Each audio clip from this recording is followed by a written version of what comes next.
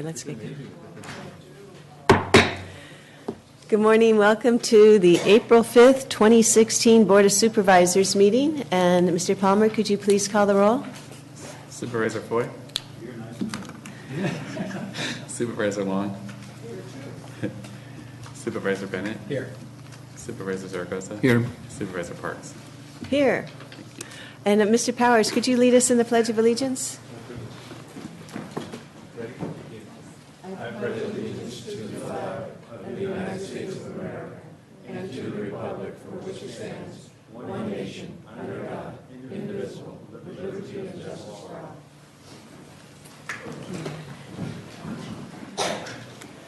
Our next item on the agenda is the minutes of our meeting of March 22nd.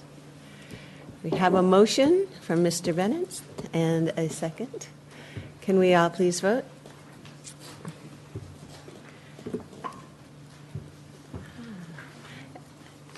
And you have all your votes. It passes.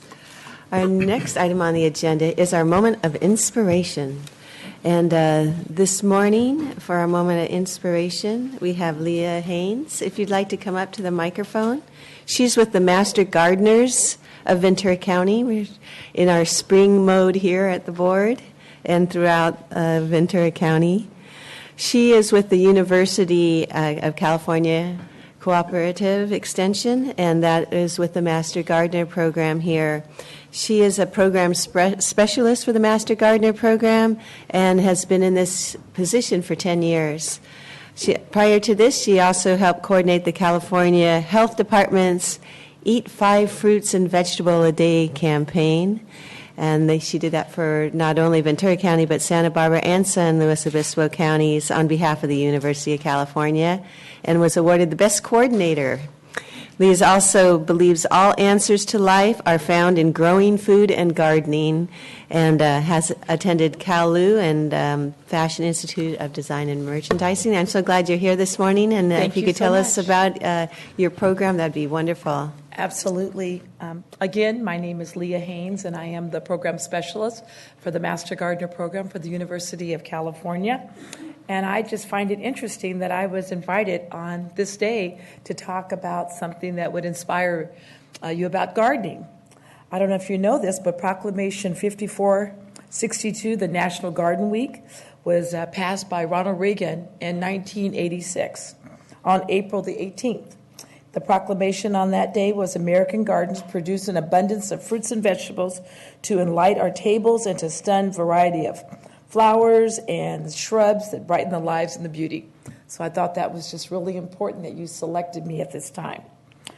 This time of the year, people across the country are preparing for a popular hobby, whether it be flowers or food, for people are thinking about planning for or actually planting their gardens. Some of these gardens are meant simply to help provide beauties.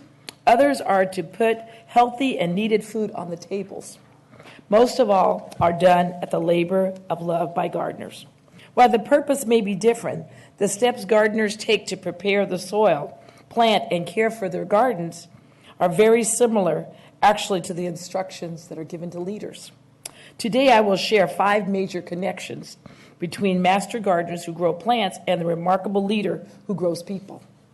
Preparing the soil with belief. Gardeners must till the soil to get it prepared before they put the seeds in the plants. They also think about the sunlight that they'll get in that area, and they think about where it's located in their yard. How convenient is it to the back door to get out there and really care for the area? That's the same way we think about people. We think about people in terms of how can we grow those individuals. Will they be put in a situation where they can cultivate and grow? Or will they be put in a place where they can't grow? And they'll never reach their potential. Planting seeds with encouragement. Rarely does a gardener think about, I'm going to plant this garden, and you know what? I'm not going to yield any plants, and I'm going to lose money this year. That rarely happens. Gardeners plant with a positive expectation. They don't plant expecting a poor harvest. They plant planning for a bumper crop. This certainly relates to belief in them, but goes beyond that too. We must plant people, providing them with encouragement that can succeed, letting them see the bumper crop, not only in what they see, but in what they do. Thirdly, provide the nourishment of learning. Master Gardeners, if you don't know, our mission statement is to enhance the well-being of people, plants, and the environment through UC science-based education and community outreach. We do both of those things excellently. Gardeners know their work isn't done after planting. They give their plants the best chance to succeed. They provided on-stream nourishment in the form of fertilizer and also in the form of water. As leaders, we must do the same. We must nourish the people that are around us. And that's what we do in the Master Gardener program. We're looking for just a few good leaders that like lifelong learning. We provide over 1,000 hours of education to Master Gardeners each year. And we reach over 40,000 home gardeners each year in a variety of ways. And we provide caring feedback. I don't know about you, but I like feedback, whether it be positive or encouraging, that I need to maybe make some measurable changes. That's the same thing we do in our backyard. Have you ever caught yourself pruning or cutting back a plant? The same thing happens in an individual's life as it does in a master gardener. So the best gardeners, while the whole growing season, they like it, they find themselves pruning back, cutting back, and taking area down a little bit smaller to make it more manageable. I remember when I first installed my garden, I thought I could handle a quarter of an acre. I find it difficult now to take care of a garden the size of a condominium backyard, because gardening is a tough job. Beyond the importance of gardening itself, the harvest of beans or blossom, gardeners take great pride in their efforts. Many express the satisfaction that comes from tangible results. The tangible results in the Master Gardener program, we have 9 gardens throughout Ventura County, from Ojai all the way down to Thousand Oaks. We have the Global Center that's located in Thousand Oaks, where over 10,000 people a month visit that garden. We also have the art garden that's on a site where there are developmentally and challenged individuals that learn about gardening. And we see about 2,000 people there a year. And Art Enrichment Center has considered us collaborators of the year on more than 2 consecutive years. Another thing that we do is at the Camarillo Ranch House, they have weddings there. All the gardens that are installed at that site were installed by Master Gardeners. In Oxnard, we recently installed a garden in partnership with the city of Oxnard. It's at the Oxnard Historical Farm Park, and we have plans this year to reach 2,000 people between June 30th, 2016 to July 1st of 2017. We have several programs planned, not only in English, but also in Spanish, to outreach into the community. As you work in your garden, or as you watch gardens around you grow this summer, think about the connections and lessons you can learn as a leader. Recognize that as leaders, you're in the growing business of growing people. And that's what I do. I help to grow volunteers to reach their potential. All right. Thank you so much. Thank you so much, Ms. Haynes. Supervisor Benny. That energy was as good as a caffeine cup of coffee in the morning. Thank you very much for your energy, really. Very nice. Thank you so much. Maybe we can get your services to do a garden here someday for our employees, right? We'd love to have you. Thank you so much for the work you do. Actually, I have a whole statistical report where I've done a report of each one of your districts to tell you exactly how many people you're reaching in your district with the information about gardening, and also which classes have been held in your district to address water conservation. So if you'd like that statistical information, send me your emails, and I'd be happy to send you over my 22-slide presentation that would take more than a few minutes. Madam Chair, can I, Yes. Leah, is the garden over in Oxnard the one over on Gallatin and Gonzales? It's at Cesar Chavez. Okay. It's right across from Brickey. It's an elementary school on Brickey. I think it's Cesar Chavez. It's a park. Brickey. Huh? Brickey, yeah. It's a school right there, yes. Because there's another one over on Gallatin and Gonzales, too. Yes, there is another one over there. I currently am not working with that with that group of yeah. gardeners, but I always look for opportunities to work with other gardeners. But they're all good places for the community, too. You know what? We are trying to focus on the Oxnard community, and we would really like some support to make that happen. Yeah. Our biggest challenge is our materials are not all bilingual, and so that's a little bit of a challenge, but we've come up with some creative ways to move forward to reach that community. Excellent work. Thank you. Thank you. Thank you so much. Our next... I think there was your challenge, John. It is Go a for it, man. challenge. And it's healthy, it's such a healthy thing.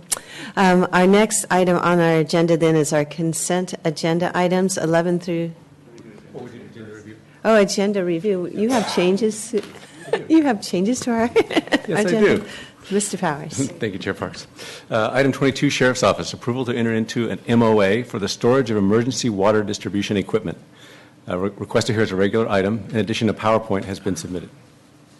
Item 23, Sheriff's Office, approval of an amended and restated core platform service agreement for mass notification services. Request to hear is a regular item. Item 27, Supervisor Parks, presentation of a resolution proclaiming April 10 through 16 as National Crime Victims' Rights Week. A revised PowerPoint has been submitted. Item 28, Supervisor Parks, receive and file a report from Westminster Free Clinic. PowerPoint has been submitted. Item 29, Supervisor Parks, presentation of a resolution proclaiming April 4 through 10 as National Public Health Week. A revised PowerPoint has been submitted. Item 30, Supervisor Long, presentation of a resolution proclaiming April as National County Government Month. A PowerPoint presentation and video have been submitted. Yeah. And item 33, Board of Supervisors, recommendation of Supervisor Parks and Long to name the Children's Crisis Stabilization Unit. Agenda page 7 was revised to add recommendation requires 5/5 vote. 4/5? 5/5. 5/5. How about that? We don't usually Yeah. get 5/5. I know, that's a first. A requirement. We always are. You always get 5/5. Thank you. That's good to know. Thank you. All right, so now we can ask for a motion to accept the agenda as revised. And we have the motion and the second. If we could please vote.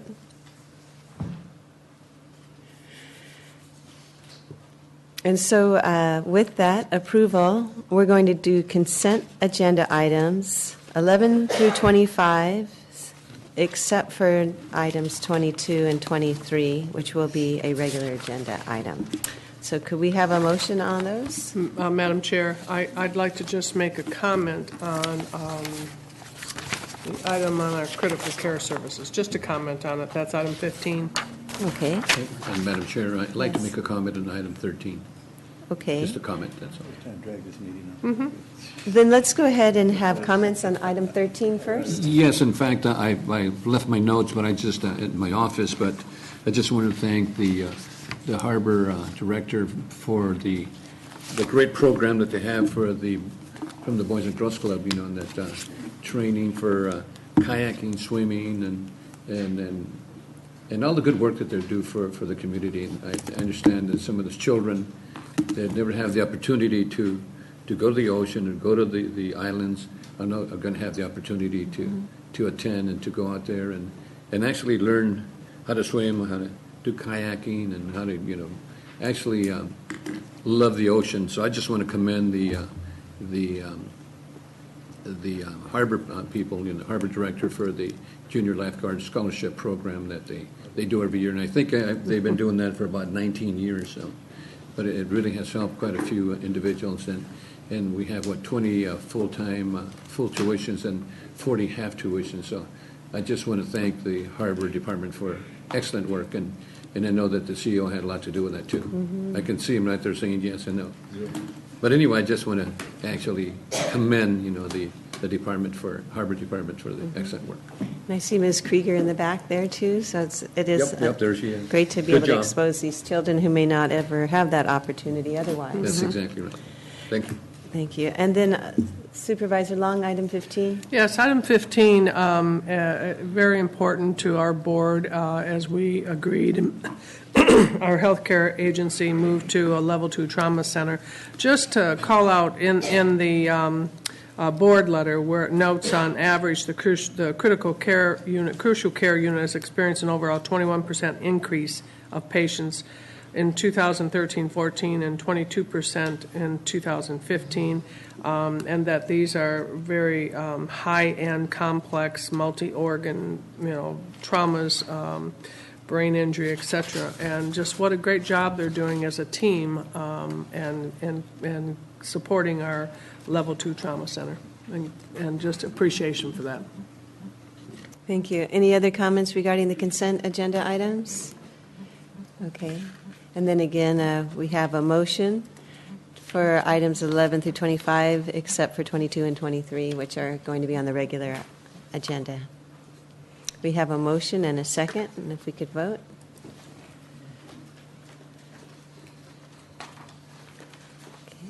And that is unanimous for the consent agenda. We'll now go to public comments, and I have a few cards, so we'll go ahead and call them in the order which they were received. With the United Water Conservation District, we have Mr. Bruce Standy. Come on up. Good morning. My name is Bruce Standy. I'm the current president of the United Water Conservation District. With me today is Lynn Mulhart, our past president, immediate past president. Wanted to take the opportunity to say a few words this morning about our outreach, which we're working on, is to reach out, shake hands, and talk about collaborative solutions for water. As you know, we're in the 5th year of a drought, and we really want to thank the county for your efforts with the Fox Canyon Groundwater Management Agency, your support of their staff, and the assistance that's provided by the county we think is very important. We know that there are some very difficult decisions ahead as we continue with this drought, and even though we may have rain later this week, we know it's not going to be enough to provide the water that's needed for our communities. As part of the working collaboratively, we are making efforts with a number of parties throughout the county. We will have projects with you as it relates to SGMA, not only with the Fox Canyon Groundwater Management Agency, but also as we deal with the Piru and Fillmore basins and the Mound basins in Ventura. United will be players in that, as will the county. And we just look forward to working collaboratively to find the best solutions for groundwater management throughout the county and the region. We also want to thank you for the grants that the Watershed Protection Agency has been very successful in obtaining for the county and for parties in the region. We think that's something we need to continue to focus on together. We'd like to work together with you on projects that United has. And our projects we see as not only United, but it's United in the county, it's United in the city of Oxnard, it's United with Camrosa, it's United with the city of Ventura. We need to work together to make progress in finding water for our citizens, our residents. It's also important that United reach out with the things that have happened over the past couple of years, going to the city of Oxnard on the AWPF, Jackie Irwin's help there in getting that project off the ground and water delivered to Pleasant Valley, we think is important. We're reaching out to Camrosa, trying to find some water coming from the Thousand Oaks area that potentially could help recharge part in the Oxnard Plain. I want you to know, as you do, that we have a fabulous storage facility sitting in the Oxnard Plain where more than 124,000 acre-feet of storage currently sits there. We just don't have water to put in it. It's larger than our facility at Lake Piru, which is about 80,000 acre-feet of water when it's full. We also have an opportunity together, and we want to take an aggressive approach on it. The Fox Canyon Groundwater Management Agency has received letters from Wichita and the Center for Biological Diversion threatening litigation, and they have proceeded with litigation in the past with the city of Ventura. United has a similar letter on our operation of the Freeman Diversion. So we're out to at least mention the issue, that this is a issue that we have been working on for years with our Freeman Diversion. We went through a situation with Caltrout. We worked out a resolution with them. We have been working diligently over years in many studies to find the right things to do with our habitat conservation plan and also the Section 10 consultation up at Lake Piru. We're working with the National Marine Fisheries. We're trying to do all the right things to protect both the environment and to provide water to the residents of Ventura County. Our approach with the threatened litigation is that we need to take an aggressive stance, and we want to work with agencies such as the county, such as the city of Oxnard, such as the state regional board, and the city of Ventura that's already been through similar litigation, to find a way to prove to the community that we are doing the right things in the right way in a timely fashion.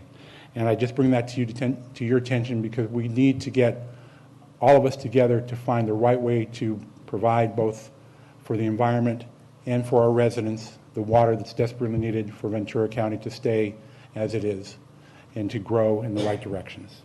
With that, I'll turn it over to Lynn if he has Any additional comments? I think Thank it's you. based on your... And thank you for your coming this morning, and it is a challenging time, I know, for all water departments and agencies, and also want to thank you for your great work at LAFCO and your dedication to the causes of LAFCO, It's too. more comfortable sitting up there. I don't know why. Yeah, you you get should here and be. the heart starts beating faster. It's easier. It is easier up here than down there, as far as being able to speak. Sorry, Lynn Mulhart. Then your comments next. Thank you. I echo the things that Bruce talked about with regards to United. I'd like to talk about the GMA. And first of all, I think many of you know that the GMA contracts with the county for support services. And the support that we get at the GMA from the county, Jeff Pratt in his position, and all the folks that work for us on behalf of the GMA are outstanding. Since the inception of the GMA some 30-plus years ago, it's the county that has supplied the staff support. And right now, the work that we're doing trying to solve the very complex, very important problem of where we're going to get our water for the future has an impact on every one of us in every activity, and it's very complex. And so I want to thank the work that the county staff does on behalf of the GMA. I also want to recognize the work that the board does. Supervisor Bennett, Supervisor Saragosa, John Flynn, before them have been great supporters of the GMA, have worked closely with United.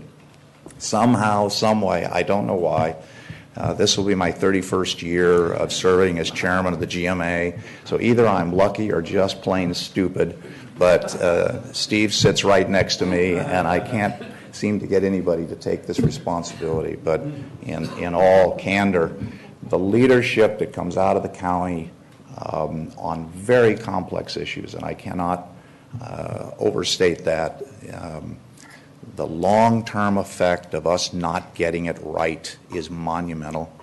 Within the state of California, the GMA is considered the lead agency within all the agencies of the state of California in trying to solve this problem. Much of the state ordinance that created the Sustainability Act came right out of the GMA. They came down here, they chatted with us, we had meetings with them. A lot of that development comes out of the things we do, and we're on the forefront.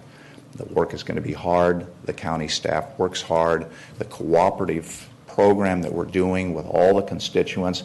Never in my time frame at United or the GMA, we have 4 public working groups that have organized effectively on their own, tackling very specific issues that we hoped within a year time frame to meld into a sustainable act that we can submit to the state. And if we do that, we will be well ahead of everybody, and we'll position ourselves for all kinds of state grants that we're not eligible now. So I thank the board, I thank the staff, and I believe that the partnership that Bruce talks about is fundamental to our long-term survival, and we need to keep doing that. So that's why I'm here this morning. And it is more difficult standing here rather than sitting Yeah, it is. Supervisor Bennett, comment?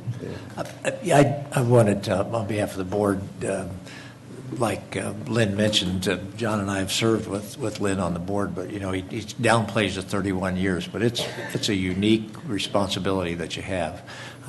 There, all of the different interest groups that are out there on water, all the different stakeholders, and to try to manage those meetings and to have the kind of leadership that's gotten Fox Canyon to where it is. But I do want to say that I'm used to sitting next to you. I didn't even recognize you when I came in. I saw you wave, and so I put my glasses on, and it is, but not used to seeing you down there. Well, I don't have my jeans on and my T-shirt. So. And the other thing I want to mention is United does have a unique role to play in this county as somebody that can partner with all these various agencies. And the final thing is, if we don't get it right, we have serious consequences here in Ventura County if we don't on sustainability. And we have to come up with a sustainable way to use our groundwater. And I'm optimistic that we can do that, but it is important that we actually make those hard decisions and get it right. Thank you. Madam Chair, I just want to thank Lynn and Bruce Dandy. Bruce, I've worked with for many, many years in LAFCO and also with the City of Oxnard, and Lynn forever. In fact, I've known Lynn since you're a little bit older than I am, right? Yes. for many, many years, but I want to thank you. We've known each other for well over 45 years. Absolutely. Yeah. But I just want to thank both of you for the excellent work, and I think it's important that we form those partnerships or continue with those partnerships that we have. And I know that GMA and Jeff and his people have done a good job working with your leadership, which I think is important. And now we have Bruce Dandy as the chair or the president of United. But I just want to commend you for your excellent work, both of you. Thank you so much. Thanks for the opportunity just to keep you updated. So thank you. And Supervisor I Long? might too. Thank you. Thank you for coming in. United's always been a leader and a steward of the precious resource of water and the many challenges over the years that we've collectively worked on.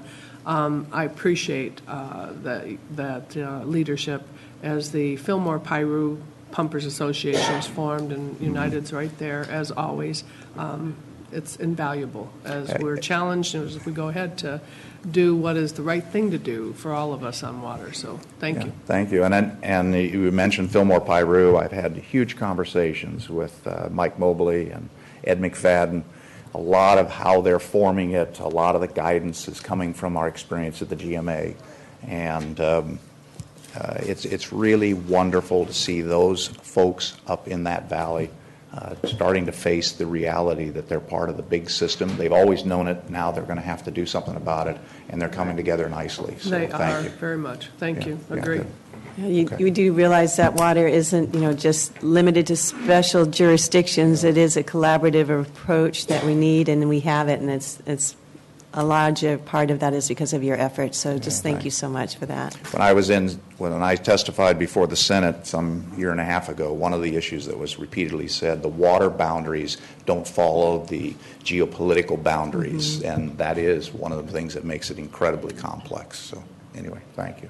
Thank you for coming. Thank you. Our next speaker is Shay Bowles, and she is with the Public Utilities Commission.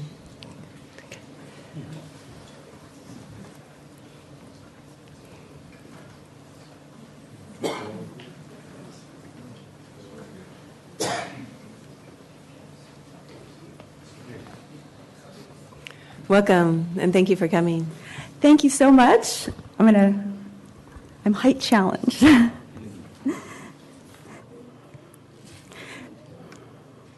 Good morning, Chair Parks, Vice Chair Zaragoza, members of the board, Mr. Powers, Mr. Palmer, and county staff. My name is Shay Bowles, and I'm with the California Public Utilities Commission based out of San Francisco.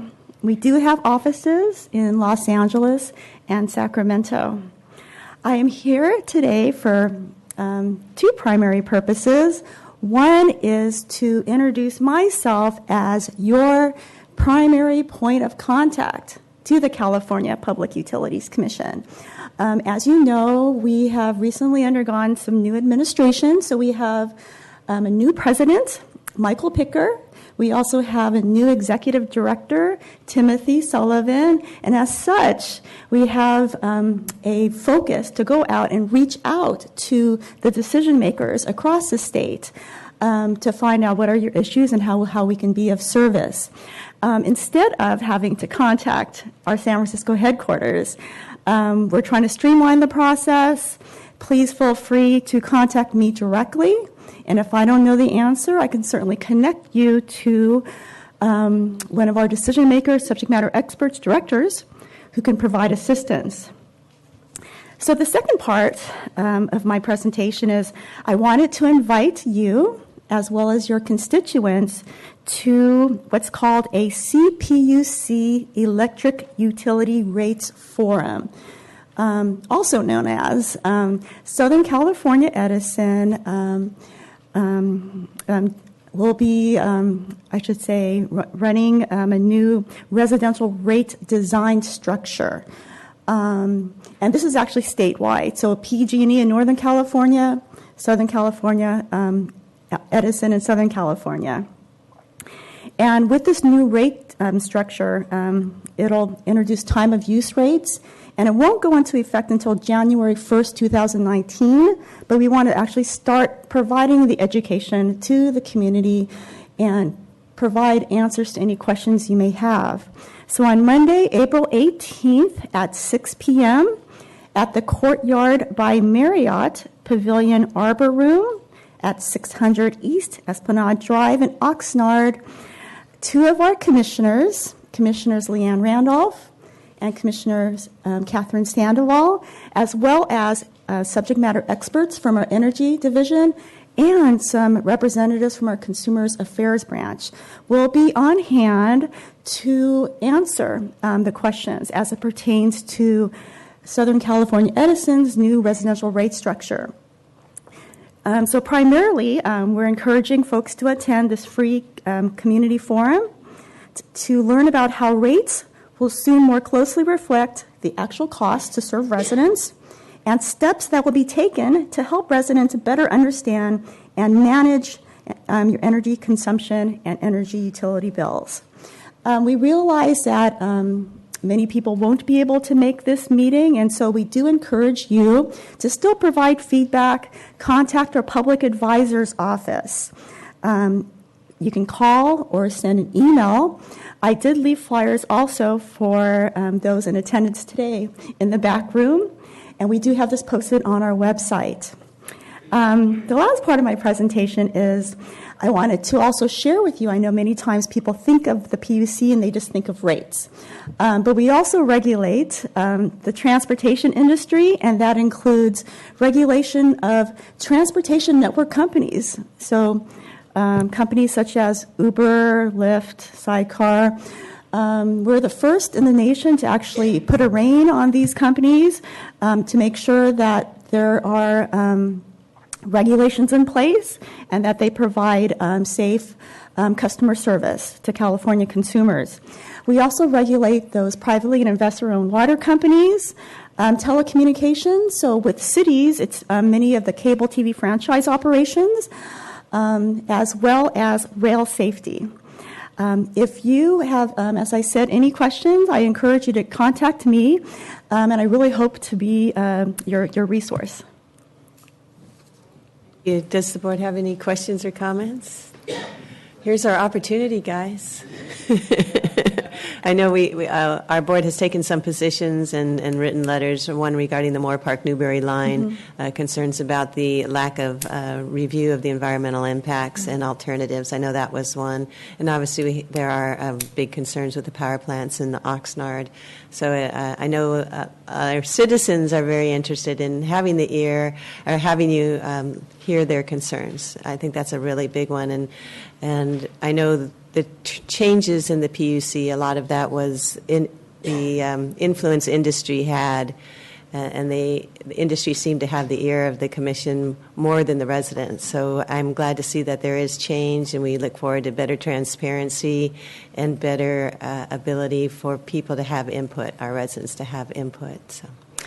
Thank you, Chairwoman. And as I said, I hope this is a start in our dialogue and that you will tap into me and use me as a resource. Thank you very much. Thank you. Yeah, it's great to see you come down and put a face. Our next speaker is Matthew Lormer, and followed by our last speaker, Olivia Chavez.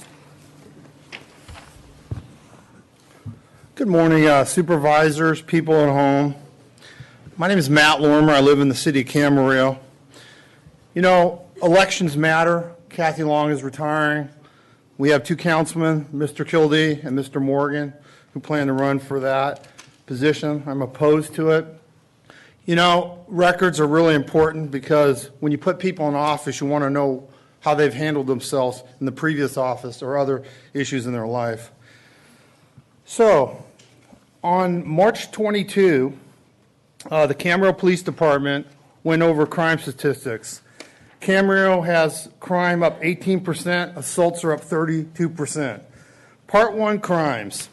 Homicides, 0 in 2013, 0 2014, 2015, 2. Rape, 2013, 12, 2015, 16. Robbery, 25 in 2013, 2015, 30. Assaults, 42 in 2013, 2015, 65. Total violence, 79, 2015, up 113. Now let me read a statement. On March 22, 2016, at the monthly Camarillo City Council meeting, the Camarillo City Council was given the latest crime wave statistics hitting the community. Monica, the police chief of Camarillo, reported the statistics and the cameras following. As I said before in the report, rapes went from 12 in 2013 to 16, homicides 0 to 2 in 15, assaults 42 in 13 and 65 in 15. Total violence, again, from 79 to 113. After the statistics were read, Bruce Fing, the city manager, made the comments, "It's just another normal cycle." Mr. Fing's comments were an example of a city out of touch. There is nothing normal of losing a loved one or being assaulted. Those comments reflected another day at the office. Instead of being a city manager and offering solutions or consideration for the victims, Mike Morgan, the comments stated, downplaying the crime statistics as if someone committed more than one crime, it's only somehow counts as one crime, since it was the same person who committed multiple crimes. Morgan's comments were as, "It's not as bad as it looks." Mr. Morgan's comments were a second slap in the face of victims and the citizens of Camarillo. The citizens expect solutions, not get out of free jail cards for the privileged friends who embezzled $24,000 from the Camarillo Fiesta Association. Taxpayer funded. Mr. Morgan should accept the facts instead of watering down the facts of the crime statistics. No other council person voiced any concern about the comments made by the city manager or the mayor after hearing those disrespectful comments to victims and the citizens of Camarillo. There should be a monthly meeting between the city council and the police chief. It's time for new tactics to fight crime, including a police substation and a funded bicycle patrol and Crime Stopper awards. We need strong people to be tough on crime, not people who are afraid to step on toes. Every week we read about more crime in our city, and it's time for the Camarillo City Council to serve the citizens, not developers or special interest donors. The number one priority of the Camarillo City Council leaders should be the safety of the citizens. I got to tell you, I've been going to city council meetings for 6 years. The idea that you downplay crime statistics is ridiculous. When I ran for city council a few years ago, I said that crime was on the rise. I said we needed bicycle patrols like the city of Thousand Oaks. I talked about a police substation. I talked about many solutions. The issue is crime is crime. Watering it down, you're a politician. You want to come here and basically run for Kathy Long's seat. These two individuals, along with the city manager, it was an insult. You know something? When you got problems, accept them. That's why the country is in such disarray, because people who sit in office basically make excuses for failed results. Failed results means accepting the responsibility and moving forward and finding solutions in your community. These are just some of the issues I have with these two individuals who want to seek a higher office. Imagine crime is up 18%, assaults are up 32%, and all you're doing is making excuses to the public at hand. You know, people want people in office to take care of issues, not just a bunch of nonsense. And it's important that people speak forward and not be intimidated by anybody in the community or anybody. I will not be intimidated by any councilman or anybody. I will speak my mind, because the last I heard, we live in the United States of America. Thank you for your time. Thank you for the comments. Our final speaker for our public comments is Olivia Chavez with the Salvation Army and Veteran Services. Good morning. Good morning.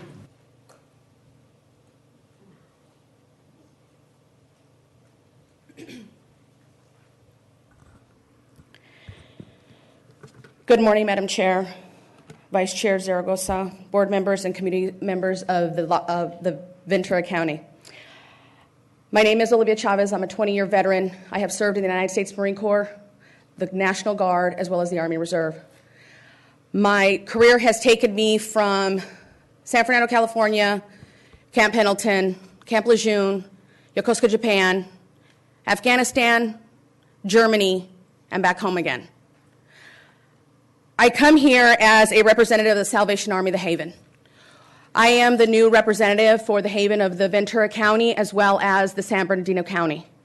I come here as a way to give the county and the board resources for veterans, veterans homelessness, and job services. We offer wraparound services.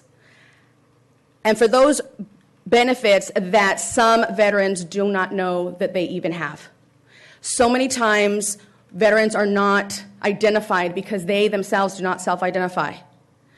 As we know, this country is on a rise of veteran homelessness, underemployment, and unemployment of veterans. We are here to help Ventura County, this board, and the community to ensure that veterans are receiving the employment services that they need and that they deserve, as well as assist in the homeless issue. We have the funding, we have the ability, and we have the education and the resources that you, the county, need. Please utilize us as a resource. I have handed you just a small little pamphlet of what we do with the Salvation Army, as well as my personal card. I currently, because I am new, we all know that there is that 90-day window to see if you are going to make it or break it. So please, I have given you my personal cell phone number as well as an additional resource of the Veteran Awareness Project. Please, again, I implore you all to utilize that number and that email freely. Ask me questions of the Salvation Army. The numbers are only rising. Veterans courts are not in every county. I implore the county and any of the citizens of the veteran community, as well as the Ventura County, to contact us at any time. We have various areas here in the Ventura County, as well as in Santa Barbara. I am dedicated, the dedicated individual to assist you with your veterans issues. Please, again, I can't stress enough, my service to this country did not just start in the Marine Corps. It continues on, and I hope that I will be of value to you. Thank you very much. Thank you for letting us know that your service is there and the veterans need to know about it. We also have our veteran services here at the county, and we all need to be able to do everything we can. I also want to just thank you for your service, too, to our country. I appreciate it. And it's wonderful that you're continuing that. I hope that we are able to collaborate with the county. Yes. Pretty interesting that you have Ventura and San Bernardino counties. Santa Barbara, excuse me. Oh, Santa Barbara, okay. Forgive me, I've been working with the Los Angeles Okay. and Bernardino County for so long that this is a switch for me, but it's beautiful out here, so I'm okay with that. I'm originally from the San Fernando Valley, so it's not that far of a stretch for me.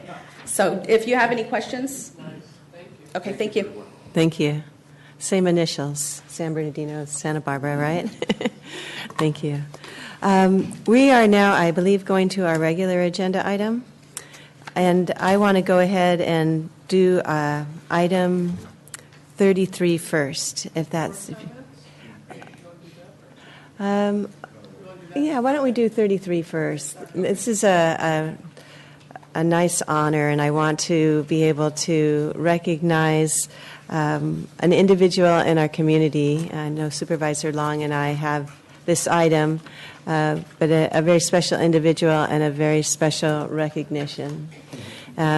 David Hombo has passed and was such an instrumental part of our behavioral health system as an advocate, particularly for youth. And so it's just so fitting that here, when we are going to be opening our Children's Crisis Stabilization Unit and Children's Short-Term Crisis Residential Program, to be able to name this after David Hombo. And I'm just so delighted to be able to bring this forward with Supervisor Long, and he lived in your district. I got to serve with him for probably a dozen years on the Mental Health Board and the Behavioral Health Advisory Board. And this unit is just so exceptional. We are one of not even a handful in the state of California that will be able to have a place for children who are facing mental health crises to go, and without having to strap them into an ambulance and take them to another county, we can actually do it here and provide the best services that we can near families. So it's just, I think it's a new era for children in crisis in our county to have this facility, and just so appropriate to be able to name it after David Hombo. And let me turn it over also to Supervisor Long, who's sharing this with me. Yes, thank you, Madam Chair. Very pleased to be able to do that and to bring this forward. All of us have had the opportunity over the years before David passed to hear him speak his passion, his love his care for the community and his service on the Behavioral Health Advisory Board. Very committed, very much understood what the challenges were for the population across all ages, but specifically his heart was with children. And as we move to secure this facility and open these doors, which is unique in our state, that we're able to do that, it should be a celebration of great work by our leadership team at Behavioral Health, celebration of the great work of the Behavioral Health Advisory Board in knowing that this was the direction to go to set the priority and never lose sight of it. And yes, it did take time, but they never lost sight of it. And David was one of those who helped to remind them and be the conscience for the work ahead and the keeping that priority, and just a remarkable man and his dedication to this. Yeah, I've had the opportunity to work in with Dave as a BHAB member for just a couple of months, after we kind of traded. But he was a dedicated man, a man that really, really believed in helping behavioral health individuals, and he was really strong and fair person, person that he ran that board, with an iron fist in that respect, but yet he was a kind person. Because he really believed in what he was doing. But I had the pleasure of working with David for a couple of months, and in fact, he came over to my office and he shared with me some of the things that were happening over at the Behavioral Health Board. But I think it's very appropriate that we name the center after him. Man with very big heart, and especially for children. I know we have a speaker card here from Janice Gardner, the chair of the Behavioral Health Board. And I know Elaine Crandall is here too. If you'd like to come up, Elaine, I think Janice stepped out for a second. But I know we also have some family members, Mamie Hombo and his son Jeff. So it's nice to have you here this morning. And I know we'll have a much larger event in terms of when we actually install it on the building and have that wonderful opening day. So Elaine, you had some comments too. Good morning, Chair Parks, members of the board, and Mr. Powers. My name is Elaine Crandall. I'm the director of the Behavioral Health Advisory Board. I'm very proud to stand here with Mrs. Mimi Hombo and her son Jeff in the audience, and Dave's very good friend, Jerry Levitt. I would like to read a statement from Janice. Unfortunately, she had to leave, and so she took the time to write a short note, and I would like to read this to you, please. So she says, "Good morning. And on behalf of the Behavioral Health Advisory Board and myself personally, we would like to express our gratitude to you all this morning. The new Children's Crisis Stabilization Unit and the short-term residential unit will be named the David Hombo Center after our former chair of the Behavioral Health Advisory Board, children's advocate, and advocate for our friends with mental health issues. It is with deep appreciation to all of you that you approve the naming of the center after this wonderful, thoughtful, and caring man. For as long as I am the chair of the Behavioral Health Advisory Board, I pledge that we will do our very best to be good stewards of David's legacy. Thank you again, Janice Gardner." Thank you. And he does have quite a legacy. Yes, he does. Thank you. Did you want to speak to Ms. Hombo? I'd just like to thank you for all of you supporting my husband over the years. Thank you. And with that, I'll go ahead and make the motion that we name our Children's Crisis Unit and program after Mr. Hombo, and it will then be known as the David Hombo Center.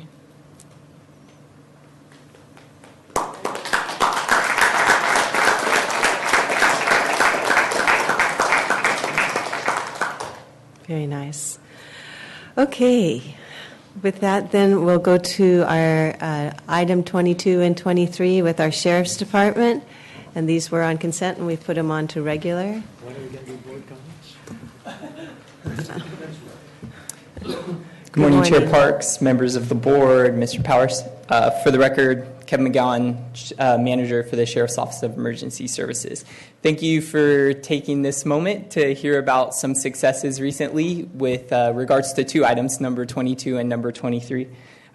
First, for item number 22, we were looking for the board's approval and authorization related to an emergency water distribution project, which is really a part of a greater logistics project that we would utilize during a disaster.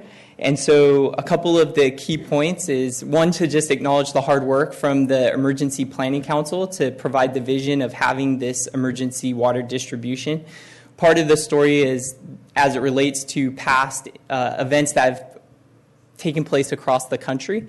In West Virginia, they had a water contamination issue, and we can look as recently as what's going on in Flint, Michigan to see how important providing these necessities are to our public. And that's the goal of this water distribution project. A huge success of this project was that we were able to utilize the 1033 military surplus program. And oh, okay.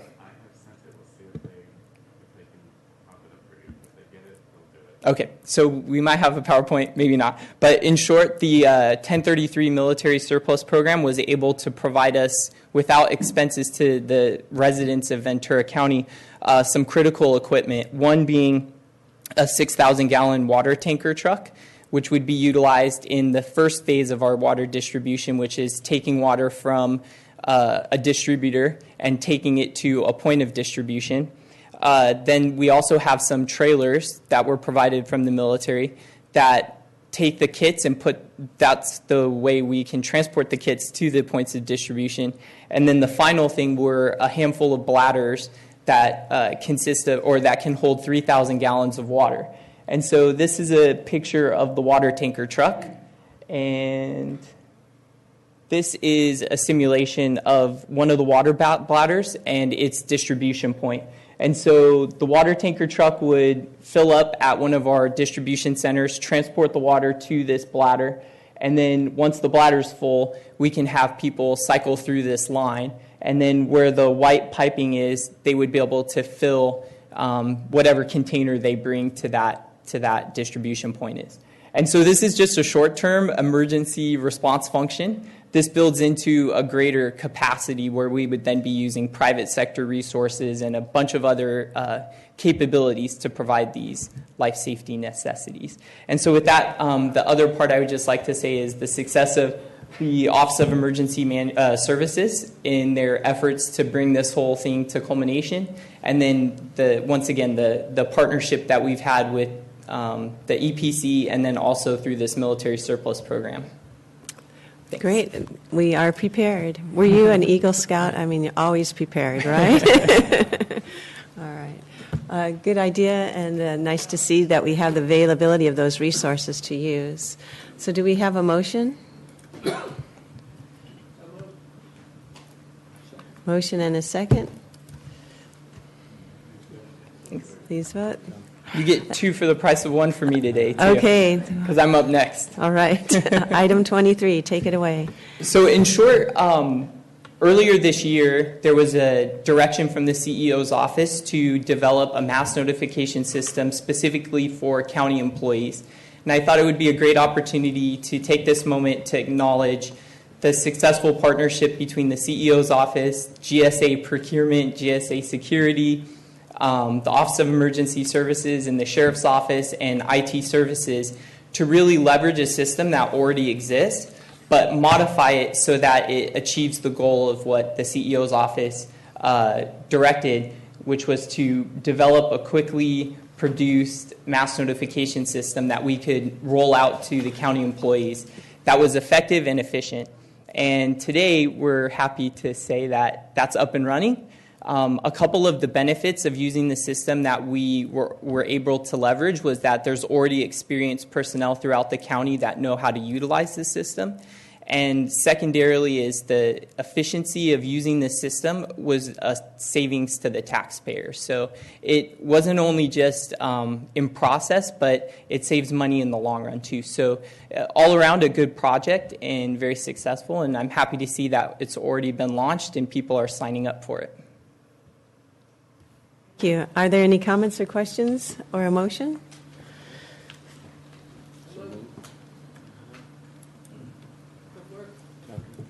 Thank you very much. All right. And that passes, and we'll let our deputies go, and we can go back to our board comments then, and then we'll go back to regular agenda. So going to board comments, and we'll go to Supervisor Zaragoza. Would you like to go first? Yeah, thank you, Madam Chair. I have a couple of items that I'd like to report, but before I do that, I'd like to adjourn in memory of the folks in this list. I just want to call out one person, Rosemary Forsyth, that passed away just the other day. You know, I sold real estate for many years and prepared income taxes too, so I did sell real estate for her, and I was in partnership with her husband, Bruce Forsyth, preparing income taxes for many, many years. She passed away, but I'd like to adjourn in memory of those folks in this list. And also I'd like to share that I attended the LAFCO Ag Medication Workshop over in Camarillo with you, Madam Chair, and other individuals. It was very informative. And also one of the things that I like to share is that finally, after many, many, many months and so forth, we recorded the Nyland Center. We recorded on the 30th of March. And I want to thank all people that are concerned. Keith Filligart, for example, was really instrumental. Scott Powers, the GSA staff, and also County Council Linda, was really, really great. So I just want to share with you that we closed escrow, and now the community center belongs to us. So thank you so much. Thank you to the board. That's all I have. Congratulations. Thank you. And as a realtor, closing escrow is very important. The deed is in our hands. Thank you. Supervisor Bennett. Thank you very much. What do I have to do, Brian, to transfer this onto the screen?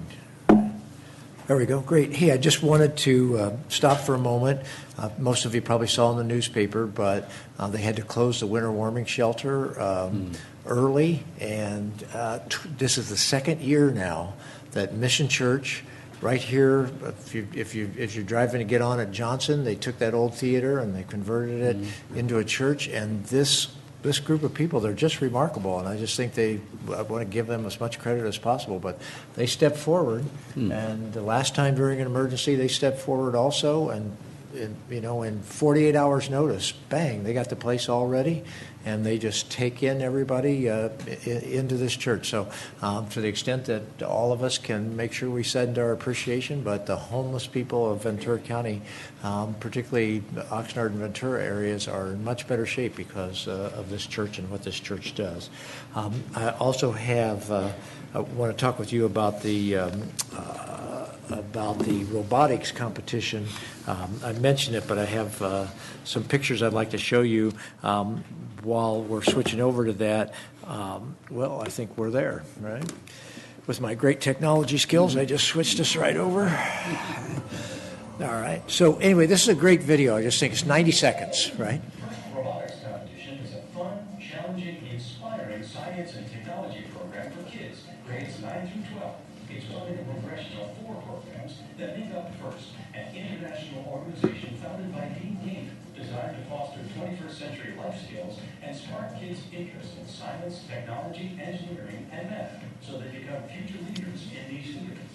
In the first robotics competition, teams of high schoolers are given just 6 weeks to design, build, and program a robot capable of playing a challenging field game against other robots. But it's way more than robots. It's about learning new skills, working as a team, practicing respect, making new friends, finding out what you can do, and having fun.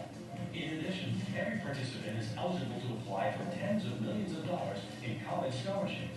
If you'd like to join in or bring the first robotics competition to your area, visit us on the web.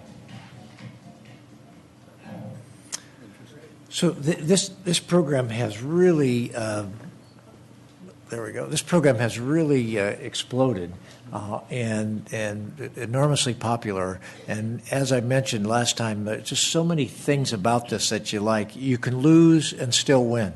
So the Ventura team was ranked 30th in the program, and only the top 8 get to go into the final competition. But the top team has to pick 2 other teams to join them, and so they as you work your way down, bottom line is the Ventura team got picked to come back into the competition, and they participated in the competition also, and because they were matched up with the team that was number 1, the 30th team is now going to the nationals as part of the team, because you go as a whole team. It's not just you, but you have to go with 2 other teams. And think about how much that is like life, you know. You're teamed with your team, you know, and you have strong performers, and you have to find something for your weaker performers to do. And it was just classic. They were attacking the castle, and they had to shoot these balls into the castle. Well, the Ventura team wasn't very good at shooting, so they used the Ventura team to just bang into the other ones as they were getting ready to shoot and knock them off, you know, just like playing. So they were assigned to play defense of the castle while the other 2 teams were shooting, and the other team was doing the same thing to our team, you know, I mean, and stuff. But a classic thing happened. The number 1 team, their machine broke, and the Ventura team, before they were picked to be on this team, the Ventura team stopped and spent 4 hours re-welding it, because they were here in Ventura and could do that. They re-welded a competitor's team's machine so that they could compete, and then that may be part of why they asked them to be on the team with them and stuff. But I would love this to become a CIF sport in California. I mean, it has all the things that we're looking for in terms of a sport, and it really ought to have that level of recognition. So as long as I'm around, I'm going to keep emphasizing this robotics competition when it comes around. And this time we have something special in that the Ventura team will be going on with the competition because they won that Ventura Regional. So thank you very much. I appreciate that. And let's see. Oh, we had 22 roll-offs in Ojai. It has to be one of the largest beautification days ever. Last year it was the record, the highest ever, and then this year in terms of cleanup. And I really want to compliment our staff that does that. They really just do a great job. They create a real positive atmosphere when people come in. It was easily the most efficient this time in terms of how you could come in. People were in, out.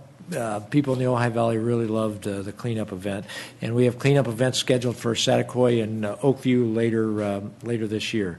A lot of things happened in my district this past week. I won't go into all of them, except that we did have the City of Ventura's 150th celebration that we mentioned here in the room when we had the City of Ventura people here. I got to be the judge of the former mayor's pie eating competition, and it was hard. Well, it was hard not to eat the pies, but to have to judge the competition. The current mayor, Eric Nasarenko, it was pretty sweet. He had a 6-year-old boy there, and his 6-year-old son must have been about 2 inches from his face, just so excited. You know, go, Dad, go, Dad. I mean, so the only person that really had to be a competitor was the mayor, right? And I'm not sure all the other mayors went that vigorously, but Mayor Nasarenko, I don't think he ate the pie. He just smashed it, you know. His face was covered. The pie was scattered everywhere, but he knocked the most pie out of that tin. So anyway, the City of Ventura had a wonderful thing. The Big Bad Voodoo Daddy performed, raised a ton of money for the school district, and it was, and I just want to compliment Councilmember Heitman. She organized this thing, and this did a great job for the City of Ventura, and it was for everybody just a day to relax and enjoy 150 years. So thank you very much. And Supervisor Long? And I'll just tag on to that. That was a wonderful celebration. They produced a book of 150 years for their anniversary, and I appreciate that the county had purchased a spot there and talked about our collaboration with the city. It was very nice. Big Bad Voodoo Daddy, of course, rocked and closed out the show, and that was great. I was happy to be there. They had a significant crowd, and it was really, really nice to see the kids from the Cabrillo Music and others who were the kids who benefited from the monies that were raised. So it was a fun event. I'd like to just acknowledge our county CBDG folks and others who helped to work with the Santa Paula Housing Authority to develop the Oakwood Court Apartments. The grand opening was Wednesday, March 30th, and it's new construction of 8 one-bedroom apartments for low-income seniors. Each unit has a washer, dryer, dishwasher, ceiling fans, patio, and carport. Affordability will be sustained by use of Section 8 project-based vouchers, and includes a separate community building. And the county, through our federal home program, put in $394,000, and we received a nice plaque, and I'll pass it down. So you see the picture of the apartments. They're really very, very nice. And again, these are for seniors. So good, always collaborative work with the city of Santa Paula. I would also like to call out and thank our Congresswoman Julia Brownley. She did a great job in Federal Railroad Administrator Feinberg in a grant announcement that occurred last week. It was held at the Oxnard Transportation Center, and it's a $1.5 million grant for the Rice Avenue Rail Safety Project. And these dollars will be used to do the design component. Of course, it's the project itself will probably be upwards of $35–40 million, but it is a start and a significant commitment. And Congresswoman Julia Brownley did some heavy lifting there to secure those funds. So that was a nice celebratory activity that I was able to attend. I also attended, along with Supervisor Chairwoman Parks, NABO, the National Association for Women Business Owners, and it was the event that was held at the Sierra Center in Camarillo, their 2016 Bravo Awards, 17th annual event. The women who were acknowledged had amazing stories to talk about how they became so very interested in owning their small business and how they worked their way up. Had a really nice comments made by Andrea Gallagher, who is a senior advisor, president of Senior Concerns, and how creatively she works to help seniors who need help in their homes and otherwise. So anyway, a wonderful event where and NABO does a great job to really acknowledge women leaders in the county. That was nice, and we had a chance to talk about our Women's Economic Forum, which there were many members present, so Women's Economic Roundtable. And also just a couple of announcements. One, again, April 16th and 17th will be the CDA Cares event at the Ventura Fairgrounds. And if you have some time and can volunteer, they can still use some volunteers. CDAfoundation.org/Ventura. It is a first come, first serve for folks who need some free dental care. Does not require proof of ID or financial requirements. And they do an amazing job in really helping folks with their dental needs in these 2 fully packed days. They've done a great job with outreach, and we're still always looking for both volunteers are important, particularly on Sunday. They still need some, and also any other assistance that can be provided financially or otherwise.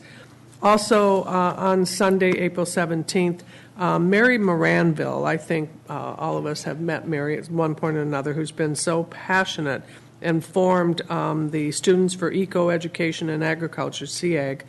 There's an event, it's called Kids to Farm, and it's in Camarillo. And during the school year, Mary has launched this program in 2008, and then this past school year, she brings children to farms. Basically, they do road trips and go out to the farms to learn about what farming agriculture is.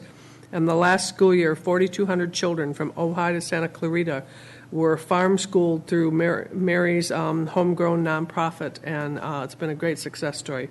And certainly talking about our gardens this morning, she's very passionate about this and really does introduce kids to farms. So that event is on Sunday afternoon. If you're interested in supporting it, you can go to SEAG, SEEAG, and get information. And the last thing I have is my adjourn in memory, and I have a few folks on this list, but of course the one that is at the top of the list, unfortunately, is our Stanley James Daly, who has been such a pillar of our community in Camarillo. He comes from the pioneer family, the Daly family in the Camarillo area, was one of the first city councilmen for the city of Camarillo, served 6 terms as mayor of Camarillo between 1964 and 1998. He is now, the official title was given to him of Mayor Emeritus. Stan did more than just give back. He was hands-on.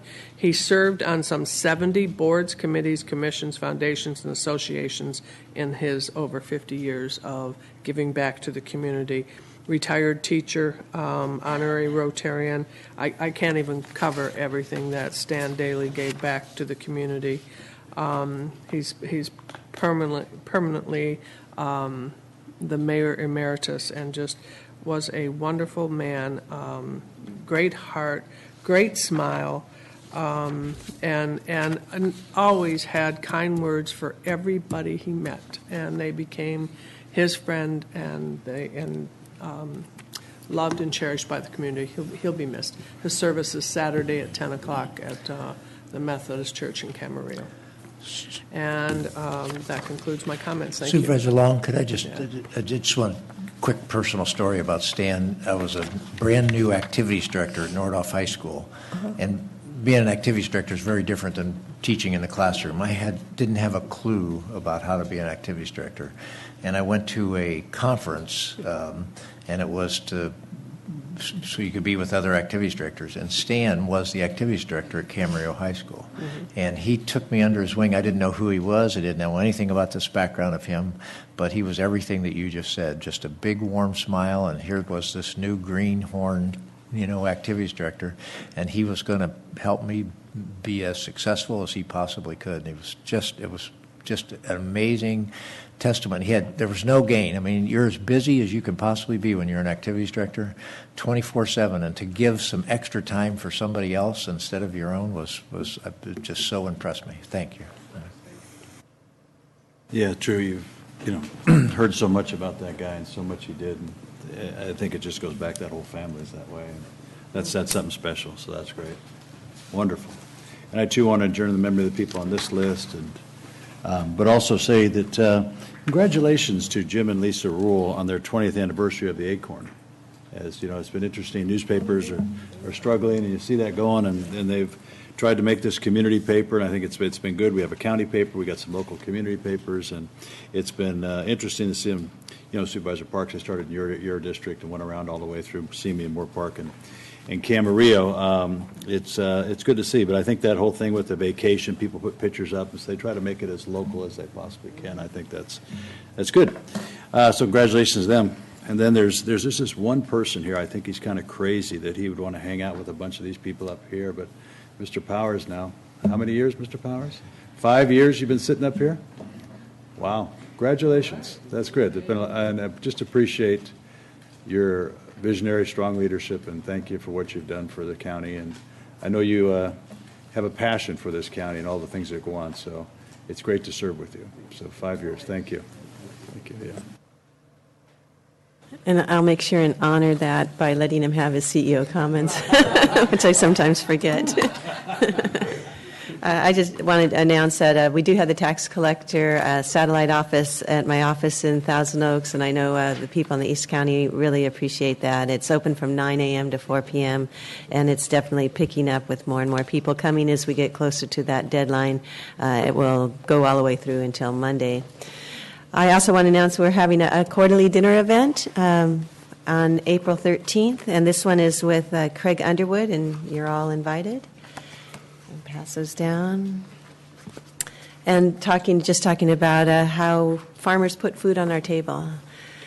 As Supervisor Zaragoza mentioned, LAFCO did have an agricultural workshop, and one of the things that we found to be important is that in environmental documents, when they remove farmland, they have to consider ways to mitigate that in their environmental documents, and we have been not seeing that as consistent as required by state law, so that was something that we on LAFCO decided it is important to let those who come before us know that environmental documents are supposed to consider potential alternatives or mitigation measures for loss of farmland. Additionally, a few of us were all at the ribbon cutting of the Donlin realignment project, and it is working so well that Supervisor Foy is getting to the Board of Supervisors 20 minutes early, so he can leave home a little bit later. I think it definitely reduces the amount of time people have to essentially waste in traffic. So that was wonderful to have happen, and I do extra call out and thanks to the Transportation Department, David Fleisch, Susan Beck, who was the project engineer, and Allison Sweet, who is the managing engineer of the project. Very successful, a lot of compliments, and actually an editorial in the Star this morning talking about the long, happy road. It was a long time in coming, probably close to 30 years, but definitely a success story for the community and for commuters throughout the county.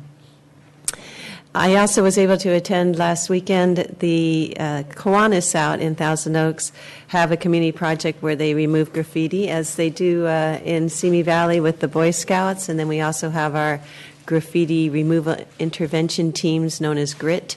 In the Santa Rosa Valley, MAC does that, as does the Casa Conejo MAC. So it's nice to see that immediate removal of graffiti as fast as we can, because we don't want that to, proliferate. So that's really nice to see volunteers in the community doing that, because our employees are not able to get out there as quickly and have a requirement on what kind of graffiti they can remove at this point. So it's nice to have volunteers doing that. And I think that I do want to compliment Santa Paula for its affordable senior housing complex.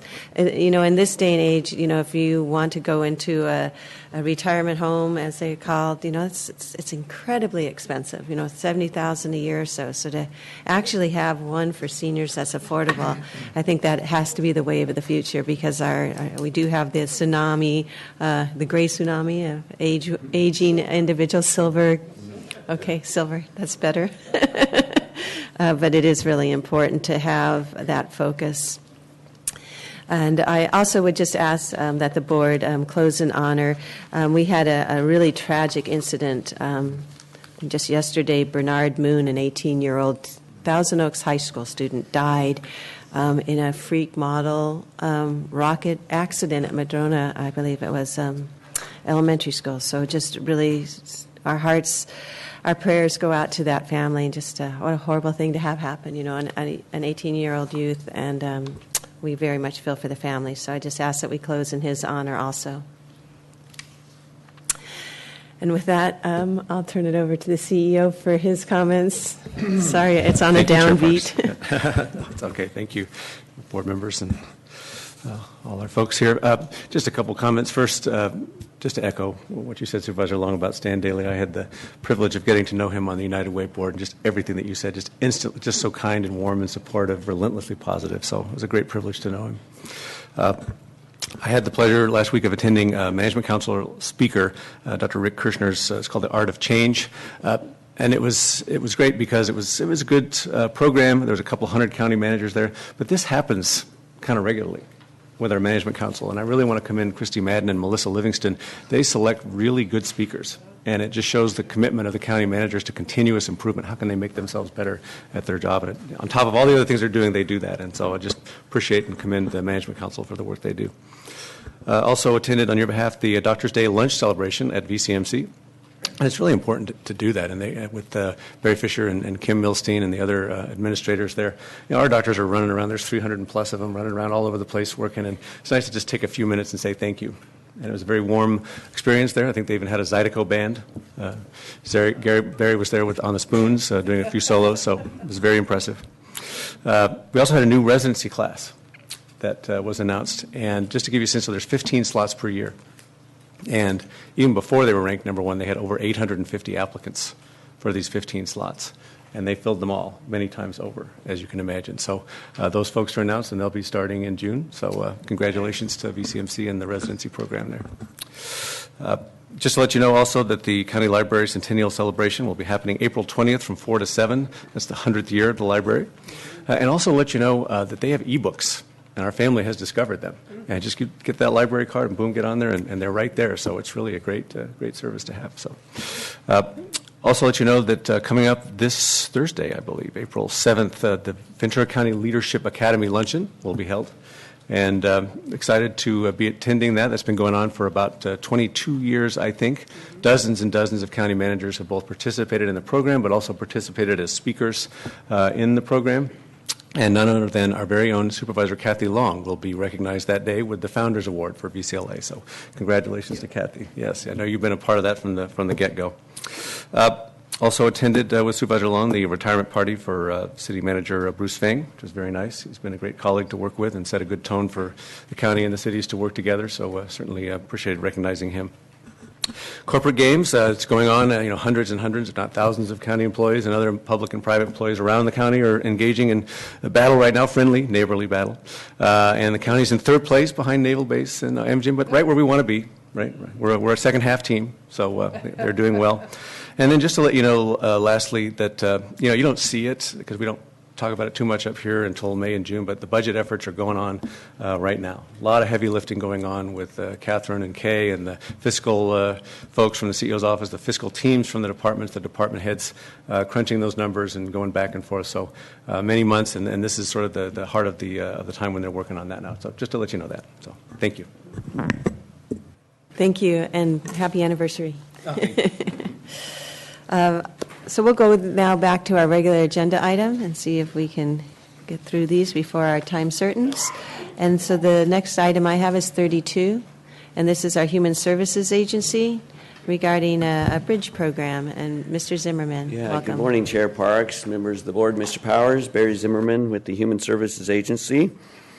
What is before you today is ratify and approve a bridge program, funding program for our resource family approval process, in particular for the relative family caregivers that we approve and qualify and place children with them. I just need to make one correction before I explain a little further. The letter says it's for relatives and nephrons, which are non-relative extended family members. It only applies to the relative families. That was a mistake in lumping them together. But what this is that, as you know, we started the resource family approval process, which requires relatives to go through the same process as a foster home caregiver would be and to qualify them as a foster care provider and home.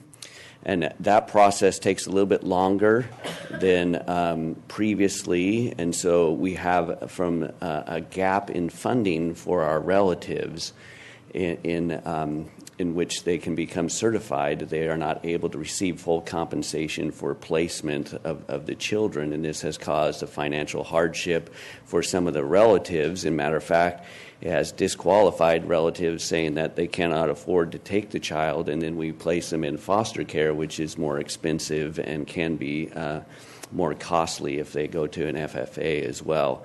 So we felt it prudent that we need to bridge this gap from the time that they start the process. They receive some emergency funds for the first month, but the process takes about 90 days on the outside. So there's about a 2-month window there in which they do not receive full compensation.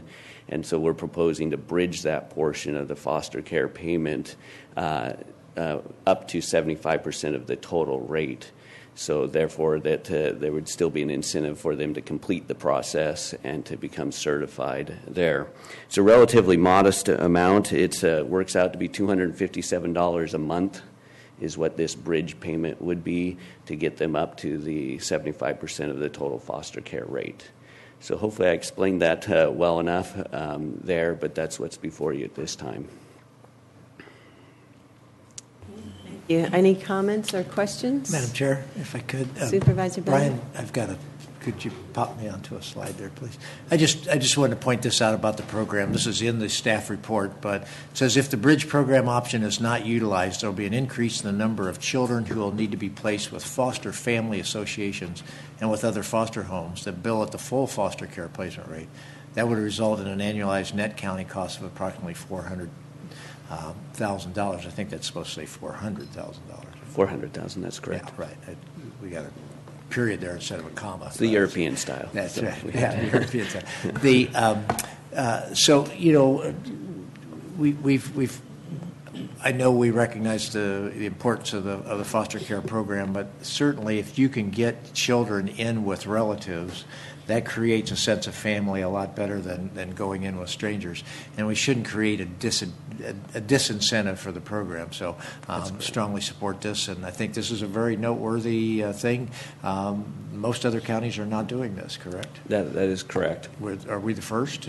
We are not the first. There's a cohort that went before us, about 5 counties, and various of them experimented with this. And we are ones that said it's worth our time and effort to benefit the child, to be with the relative, and ultimately to save funds for the counties in our placement options. Thank you.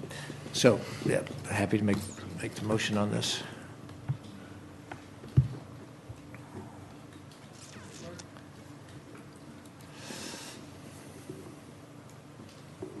All right. Thank you. Thank you, Mr. Zimmerman. That should help our ability to have foster children stay in their homes. Our next agenda item then is item number 34. And this item is our letter that's being recommended by us to send to MWD regarding a new fee. Yes. Good morning, Chair Parks, Supervisor Long, Supervisor Foy, Supervisor Bennett, Supervisor Zaragoza, Mr. Powers. For the record, I'm Dave Sasek from the Ventura County Public Works Agency. I'm the Director of Water and Sanitation. As mentioned, the item before your board today is a request to authorize the President of your board to sign a letter in opposition to a potential rate design proposed by the Metropolitan Water District of Southern California. As you are all aware, Water Districts 1, 17, 19, and 38 all purchase imported water from Cayugas Municipal Water District, who in turn buys their water from Metropolitan. 100% of the water purchased through Cayugas is treated water, but not all of Metropolitan's customers purchase treated water. The current rate for treated water is basically a volumetric rate that's based upon the total purchase of treated water. It's volumetric, so you buy so much, you pay so much. Recently, due to conservation and local water source development, demand for treated water within MET's service area has decreased, and MET is considering an alternative method to calculate the treated water surcharge in an effort to pay off their stranded capital. One proposed plan being considered by the MET board includes a fixed revenue component of this rate, which would be paid by any MET customer who has used treated water during a set time period ending in 2007.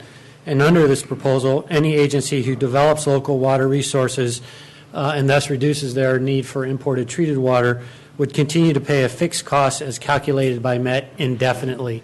And that's really the issue we have, is that indefinite component of that.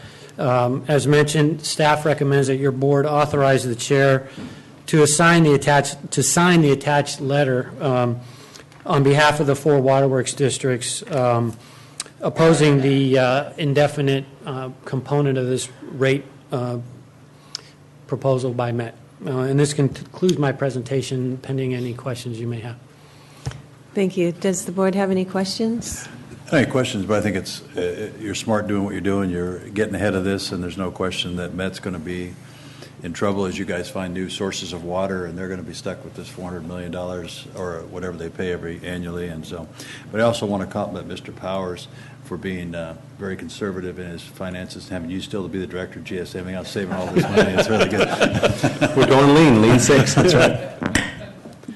And I do see Ms. Mulligan and Mr. Boyce from the Cayugas Municipal Water District here, probably just to watch this, or if you had comments, you're welcome to come up And and my give them? comment was I wanted to confirm that Cayugas was also in agreement in terms of this opposition.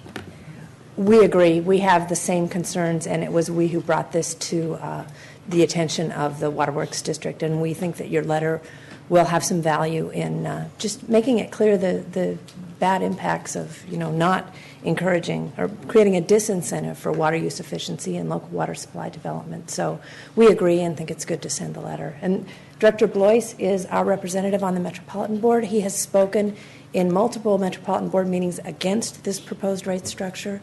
And I don't know if you have anything further that you want to add.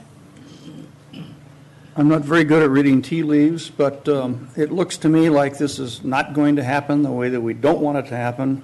I think one of two things will happen at the Met Board meeting next week. Either we'll maintain the status quo, which is okay, or they're going to go to a fixed charge plus a volumetric, but without that fixed period, which is really what Cayugas has been pushing for very hard for a long, long time. So hopefully that's the way it goes. We'll see.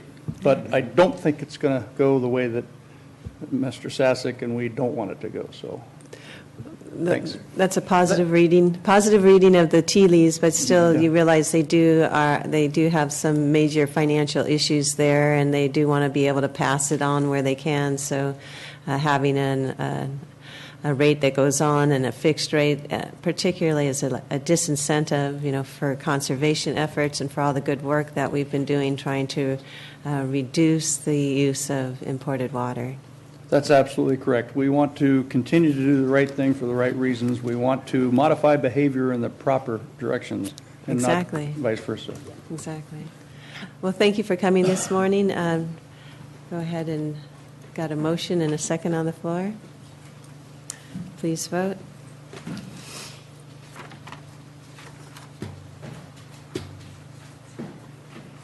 And we can go now to our 10 a.m. time certains. And the first one was Supervisor Zaragoza. Yeah, thank you, Madam Chair. It's really an honor to me to share this presentation resolution for Josephine Pano. She's worked for the County Clerk's Recorder's Office for 35 years of public service. And I have a resolution that I'd like to read at this time.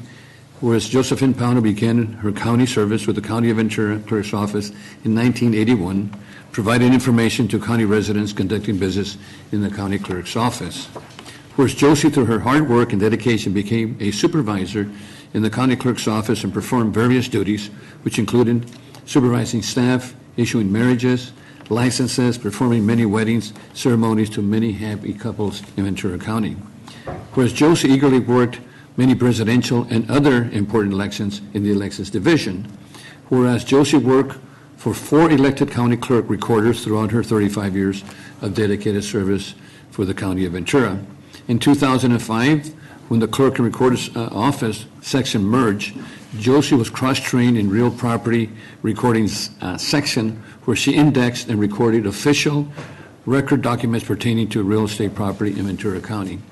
Whereas throughout her wonderful year, Josie received many praises from her supervisors, fellow co-workers.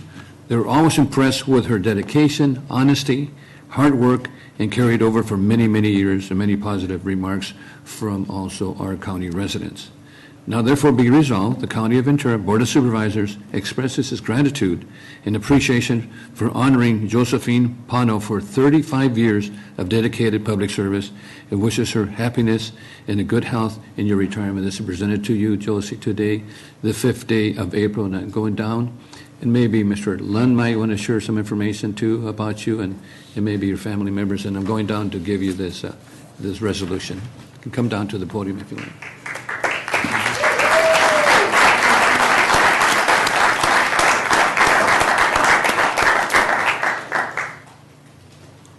Chair Parks, honorable members of the board, Mr. Powers, Mr. Berg, Mr. Smith. Well, there's a lot of dry eyes now. They were crying earlier over there in the office. 35 years public servant. That pretty much says it all. She's been through 4 county clerks. The issue is when somebody leaves, and the county has been blessed with a lot of long-term employees, when they leave, there's a wide trail that leaves with them of history and knowledge and leadership for the young people that have come to work. This is one of the few times that I've seen you with hardly anything to say, but you're going to have to say something here, at least to introduce your family. And I really appreciate the fact that your board has recognized her this morning. The supervisor, thank you very much. You're going to get your turn in a moment, but we're turning another chapter with you being gone. I'm personally going to miss you, particularly around the holidays with the cooking that you do and the little treats that show up on my desk. But we all work for the day today that we're celebrating with you today. So congratulations and thank you for everything you've done on behalf of the clerk's office and everybody here in Ventura County. Thank you, Joseph.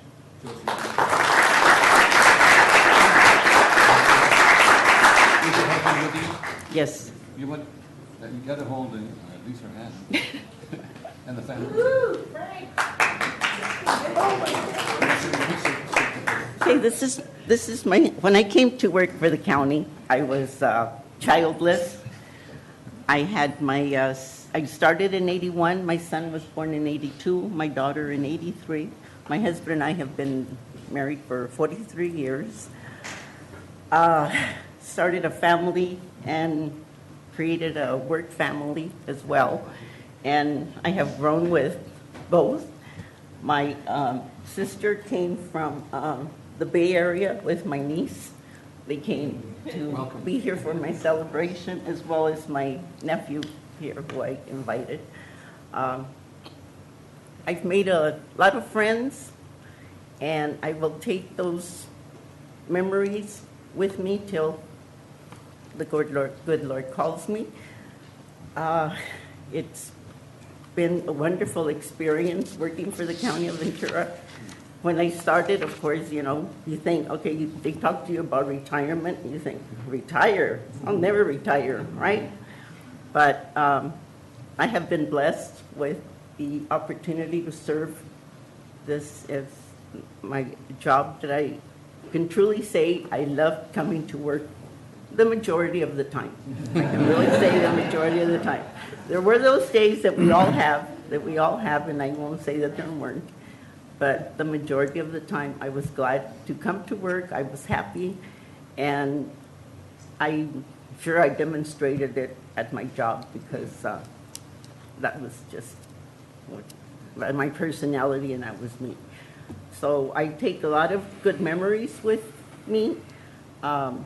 I hope that I have affected some of the personnel in our office with positive interactions and that, and I know that there's the people that have been close to me, and they will miss me as well. And I know there's some that are like, oh, good, she finally left. Maybe I can get a promotion now. So I do thank everyone for this opportunity, and I thank those that for the time and effort that they put in to make this a special event for me. Joseph, any idea how many people you married in your? No, but I do miss that. I miss the issuing of the marriage license. I always liked working with the public. I did like working with the public. That was one of my. Thank you. That was one of my. Not really. I'm just always been right by her side for whatever she needs me for. But she's my rock. I'm just glad that I retired now. Now we can been travel retired a for lot. 10 years. And I will thank the whole family for being here and Thank for you. traveling to Ventura, to honor him. And we'd like to take a picture with you just at this time. You turn around and you're just gonna. You want to get him this thing here? Oh. And Mr. Len?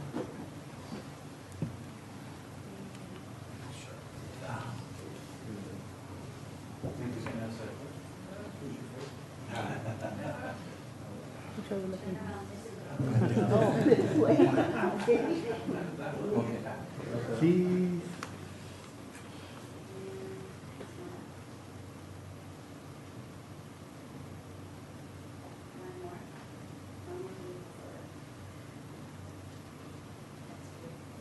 Thank you so much. Celebration time. Yes. Hey. Thank you, sir. Hey, John. John, ask her who her favorite clerk was, the recorder. I heard you worked through four of them. Clerk was. Yeah, I mean, it doesn't matter. You can tell us. Just tell us the truth. Of course, he's here today.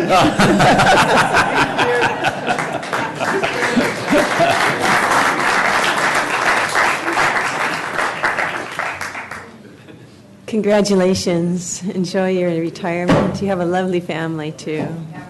How nice you can spend more time with your family, right? Thank you so much. Friends. Thank you. Thank you, guys. Okay.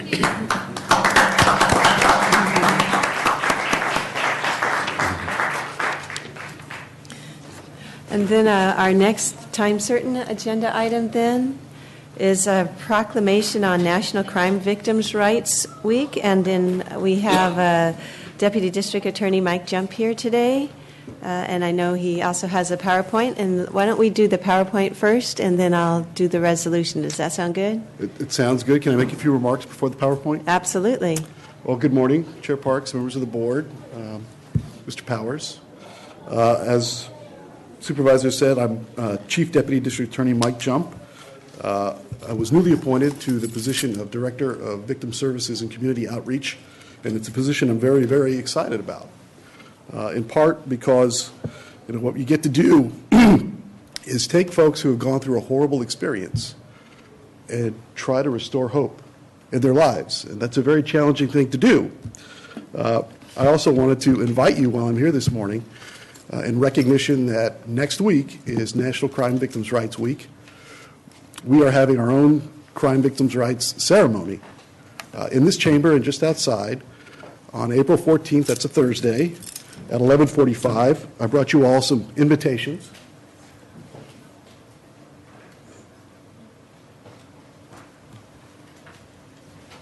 I think it's going to be a wonderful event. We have guest speaker Mark Klass is going to be in attendance and addressing the audience. And some of you may remember Mr. Klass's tragic event in 1993. His daughter, Polly, was abducted and murdered. And Mr. Klass is a fine example of what I'm talking about. He's taken this incredible tragedy and really championed the cause of victims' rights around the nation. We're also going to have booths from our community service partners, and we're going to have some food and drink provided by Interface Children and Family Services and the Coalition for Family Harmony, and refreshments provided by the Coca-Cola Bottling Company. I also want to take this moment to talk a little bit about what it is that victim advocates do. Everybody knows that the DA's office prosecutes criminals, but there's a whole different side to what it is we do. There are victims that are left in the wake of those crimes. And when you see somebody going through a horrible tragedy, you can't help but want to help in some way. And we have a dedicated staff of very compassionate victim advocates who do just that. And it's hard work to listen to thousands of stories of tragedy every year and then transform that into something positive and useful. And they do that in a variety of ways. They do that by getting victims help with counseling. They do that by connecting them with emergency food and shelter. They do that by helping them navigate what can be a confusing and complex criminal justice system. But they're also doing new things. And that's part of this video clip, PowerPoint, that I wanted to show you. We recognize that, particularly in instances of domestic violence, the victim, direct victim, needs a great deal of assistance. But it's the family members that are left behind. It's the kids in those situations who are also in great need of help. There's a lot of research out there to include something called the ACE study, Adverse Childhood Experiences Study. And there's a bunch of other research that corroborates this, that kids growing up witnessing violence like this are at astronomically higher risks of substance abuse later in life, mental health issues later in life, medical issues later in life. And then, most tragically for us, is that we see these folks again 10 years from now, later in life. I think that was a concurrence, right? And we see them as both victims and abusers. So this is really a new area for us of crime prevention strategy. And so I wanted to share with you a story about a group of kids that we found that came through our doors that were victims of domestic violence and what we did for them. It's called Camp Hope, and this is all about restoring hope. So if we can play the video.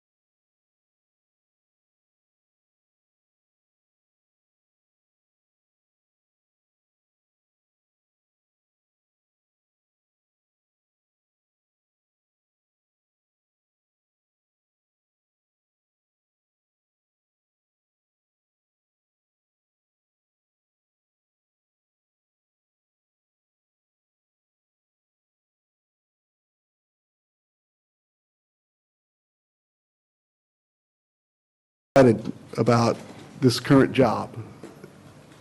Great potential to do very positive things and also effectively prevent crime later. So that's just one of the things that we're doing. Another thing that was just pleasant news last week, we were awarded a grant from the California Office of Emergency Services in the amount of $500,000 to provide child abuse victims with intensive psychotherapy. Now, this is hopefully just one in a number. I started out with this county as a grant writer a long time ago. I feel like I've become that again because I've been writing so many grants lately. We've got 2 more that are still pending approval that are also going to provide additional victim services, and 2 more that we're working on right now. I have a couple of folks here that I'd like to recognize. Number one is District Attorney Totten, who's been very supportive and really providing a great deal of direction in how to grow this program. I also have with me Eric Sternad of Interface Children and Family Services, Noel Stahlcup of the Coalition for Family Harmony, and I also have some advocates in the back room. Stand up. Stand up. They're the real heroes. There's a lot more of them, but they're in court right now because they're all busy helping victims. So that's all I have. You have a few remarks, Eric? Good morning, Chair Parks, Board, and Mr. Powers. Interface Children and Family Services is proud to share the dais here. Committed to standing in the breach for victims of family violence and human trafficking until they can stand tall for themselves. And they do. Every day we see the evidence of lives changed, new found strength, healing, determination to succeed. Victims oftentimes flee not because of themselves, sometimes for children, sometimes even the family pet. But then they do come to realize that they too deserve to live without fear every moment. So today we join you in celebrating the journey for each victim as they confront those who have hurt them and transition into the survivors that they can emerge to be. Right now we have a victim in shelter who was really terrorized by her husband, physical, sexual violence, including this man trying to set the family home on fire, starting a fire when she and the children, 9, 7, and 1, were in the house. This is the kind of tough work that Mike was speaking of that our victims need to really work through. But I'm really pleased to talk about the fact that last year, when we spoke about this issue, we talked about the need to address a comprehensive plan in our community to address domestic violence. Because we have the highest rate of domestic violence in the state, we know collectively that we're not turning a blind eye to this. We are, in fact, recognizing the domestic violence that's happening in our community. We're not being drugged to this issue like the National Football League. We see it, we're addressing it, and our partners in the DA's office, law enforcement, courts, providers are all joining together. So I'm really proud to announce that we have, in fact, formed a domestic violence task force with Chief Deputy District Attorney Jump, Children and Family Services Director Judy Watts, and Judy Weber. Sorry, Judy Watts is my sister-in-law. I don't know where that came from. Judy Weber and myself co-chairing this domestic violence task force.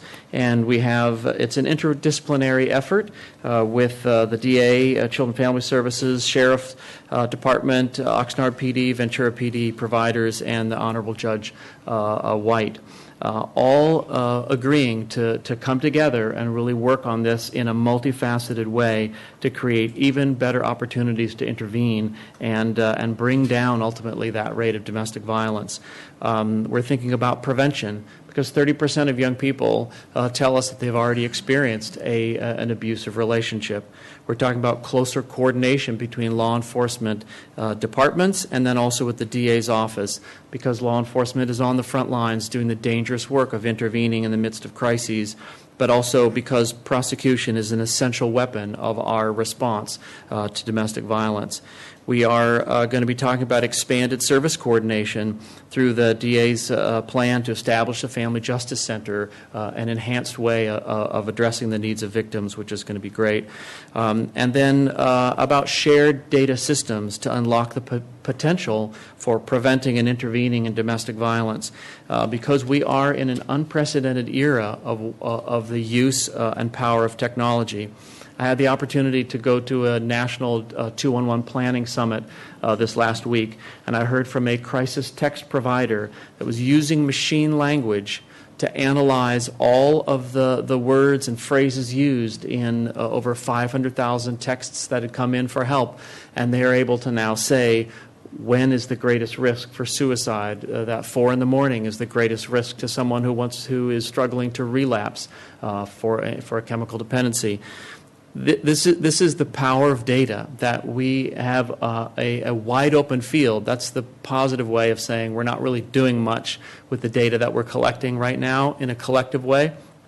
I think what you'll see coming out of this committee is some really interesting and new ways to look at what we're doing, leverage the existing funding we're using, and do much more of it.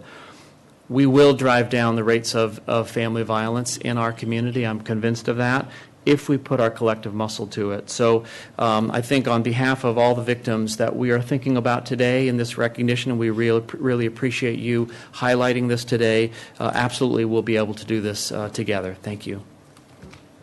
So much. Thank you so much for the work you do and the partnership with Interface and the coalition.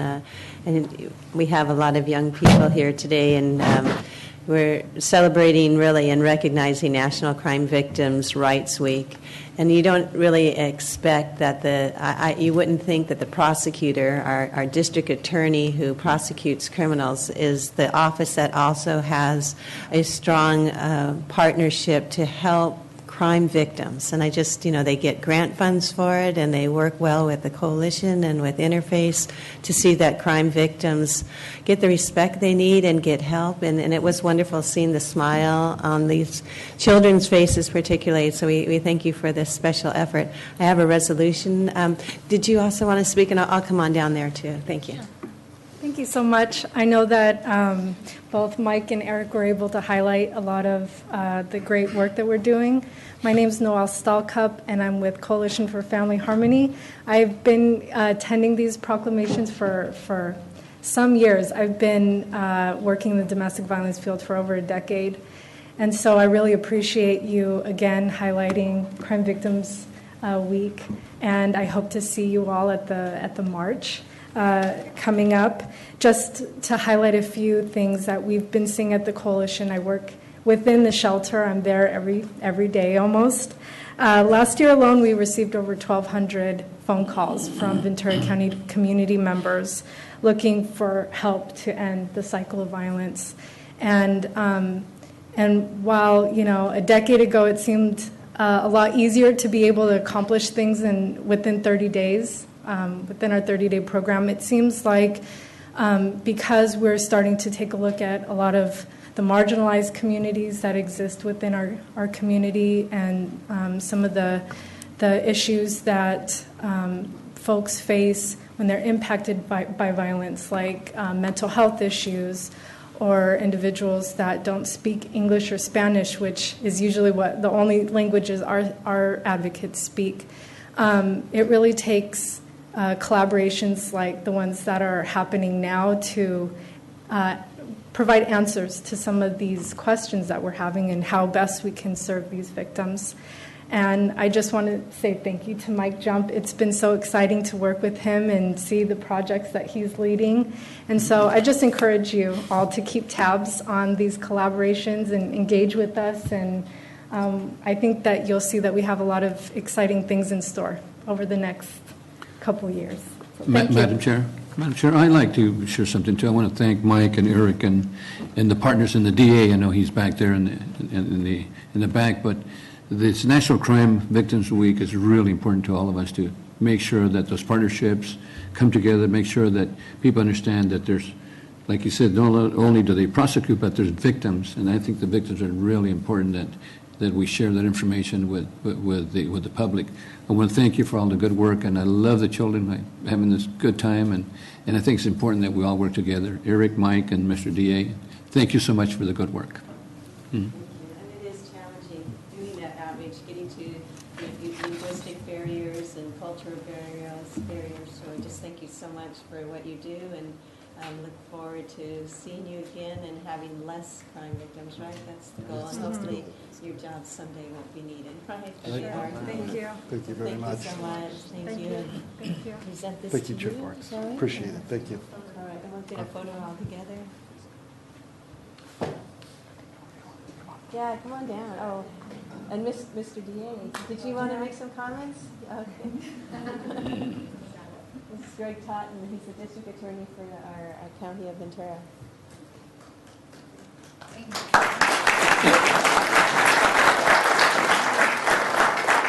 Thank you very much. Appreciate you coming. Thank you for the good work. And yes, thank you. Thank you for all you do as advocates for our victims. Thank you. While I'm here, I'll go to our next agenda item, and that is with the Westminster. Oh, we need a receive and file? Okay.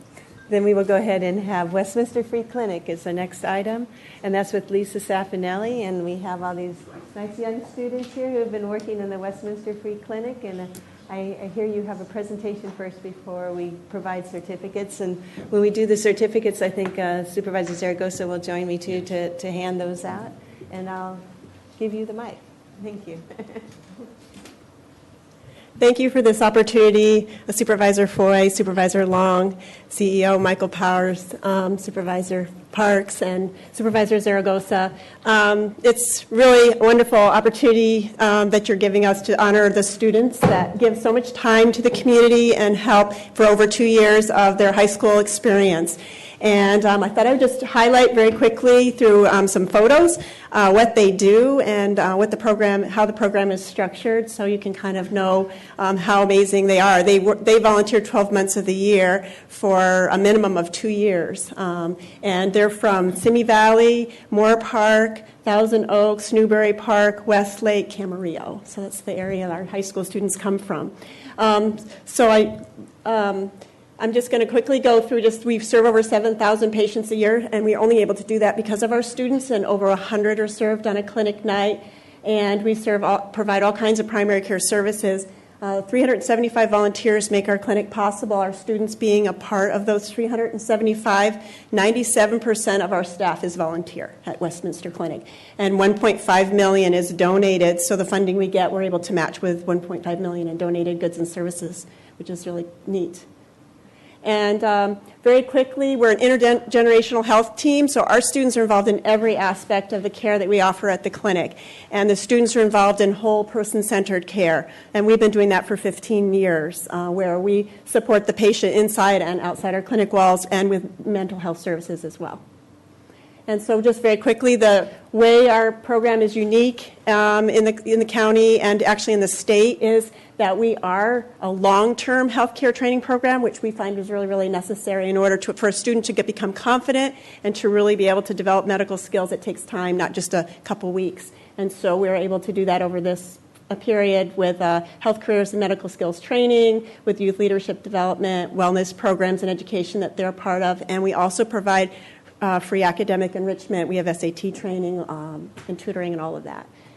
And just real quickly, we always have over 85 high school students who are being trained as medical assistants. And our students are, you'll see their name on their scrubs. That means that they've earned that, and they have to pass a medical skills test to get their name on their scrubs, and it takes quite a few months to do that. And we also provide trainings for them, their grand rounds trainings with our doctors every night after clinic. And our students all create a plan for their college, and 98% of our students go on to college. Even our first-generation students, who are the first in their family to attend college, are becoming very successful medical professionals.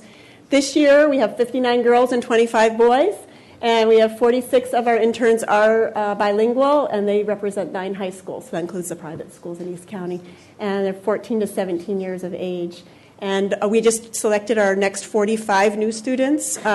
So 45 of our students are going to graduate in June, and we've interviewed and selected our new batch, which you'll get to meet in a couple of years. And there's 7 people on a panel that actually select our students, and including our student managers.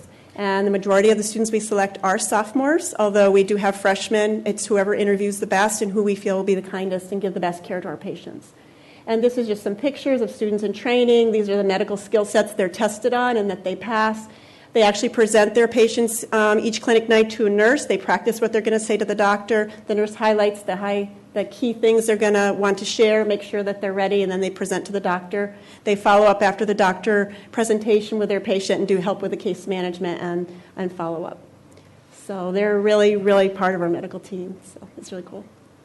And the other components of our program, which we feel are really necessary, is their student manager training, their CPR first aid training. We have free SAT and ACT prep from one of our doctors. We have college and career counseling donated to us through a college and career counselor. We have free math tutoring, because really for our students to be successful, they need all those pieces to apply for college, and we want to make sure everybody gets to go to college. And we have field trips because we only are primary care. We want to make sure that they know all about other careers in healthcare. So we take them to VCMC, to St. John's, and other centers so they can hear about where the shortages are in healthcare. And these are some of our students in action. Just going to go through these quickly.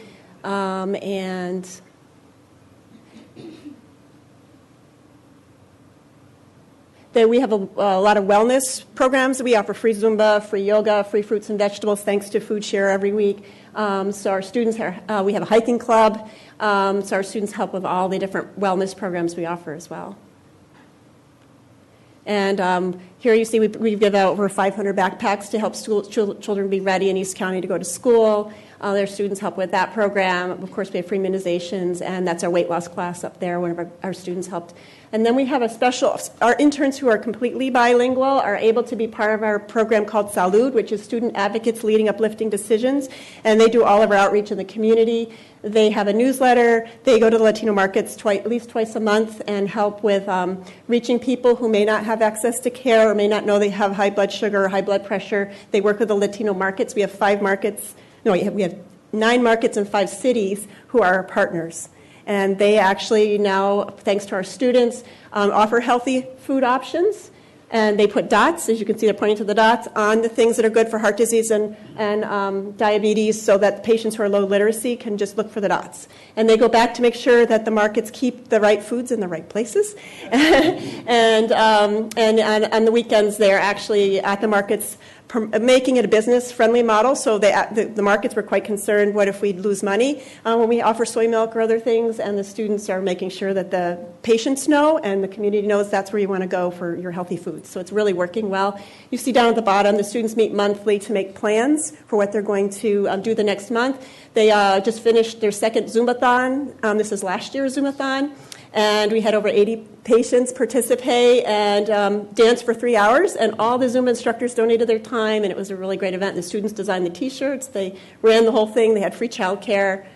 And you're in that photo. But I was not Zumba dancing. No. Yes. Yeah. And we really appreciate Supervisor Parks coming. It really meant a lot as we kicked it off. And also we have Corazones Sanos program, which is a Healthy Hearts program, which our students help run. We have over 200 patients in that program. It's very comprehensive, and we're having really great outcomes and success. And the students help us with all pieces. We have over 75 patients coming every week just to come to our health prevention programs. This is our Grand Rounds talk that happened at the end of the clinic night. So it's one batch of students that are with the doctors that volunteer that night. We always have 7 to 10 doctors volunteering at one time. And the student down at the bottom, and she isn't a student anymore, she was our intern. She's now a physician. And she came back to talk about her intern experience at the clinic and how much it's grown and how much it's changed and gotten better. And she talked to the students and gave them tips about how much their internship at the clinic helped her develop her goals to go into family practice and helped her get into medical school and on to her residency. And this is the last time we were here 2 years ago. And I thought you might like to know very quickly, this is the last slide, where some of the students you honored last time are right now. So just a few of them. These are going to be their first generation students. This student just finished at Moore Park College and just got accepted at a school up in San Francisco to finish her education. This student's in her second year at University of San Francisco in the nursing program. This student is her second year at UC Santa Barbara. She came to this country when she was in middle school and learned English. And she's brilliant. This student right here is on the wait list at Cal State Channel Islands and second year at Cal State Channel Islands and waiting to get into the nursing program. So she's hoping to get off the wait list. This student is a full ride scholarship to Notre Dame. This student just got in the 8-year med program at Brown. And this student is at Pitzer, which is one of the Claremont colleges. And this student is going to social work, and she's at Cal State Channel Islands. So just a few of the students you honored last time, and now they're off into great careers, and will hopefully come back to our county and help serve our people. Again, they all do say, though, that this experience helped them know they always want to give back. They love that feeling. We do find that after a year in the internship, they just become so confident. They really just run the show at clinic, and they're just amazing young people. I do want to thank Charlene Gutierrez, who's our clinic manager, who's here today, and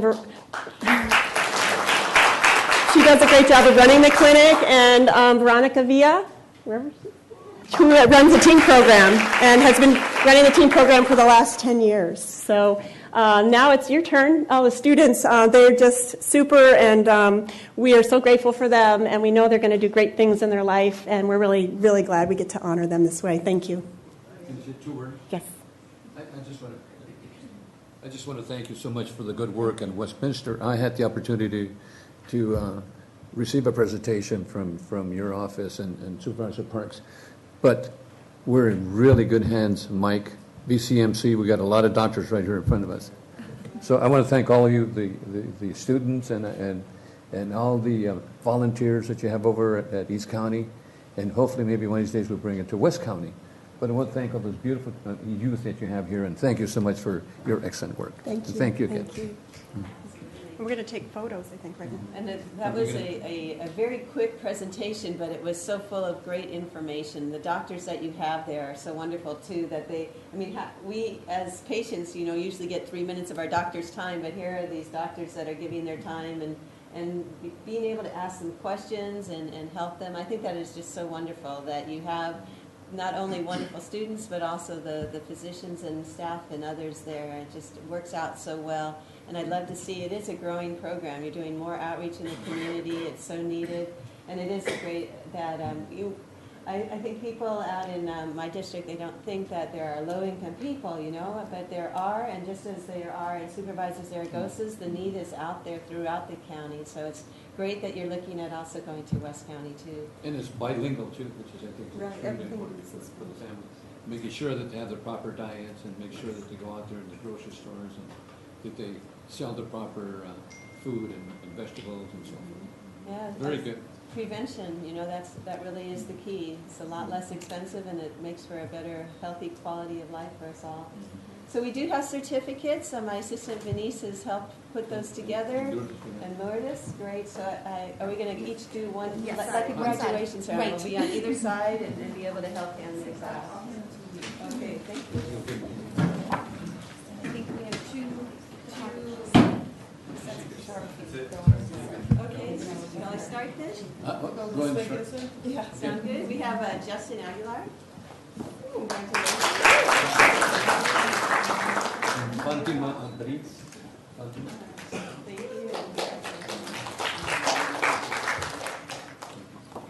And I have Mariela Aguilar. And we have Peter Lazar.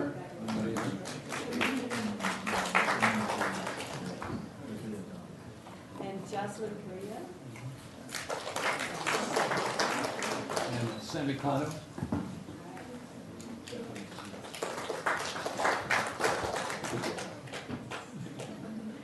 And we have Taylor Clark. Vanessa and Mia. Pretty close. It's a little, because I may end up using my phone. Okay. And I have Lizette Harris. Congratulations, Stacy, for working.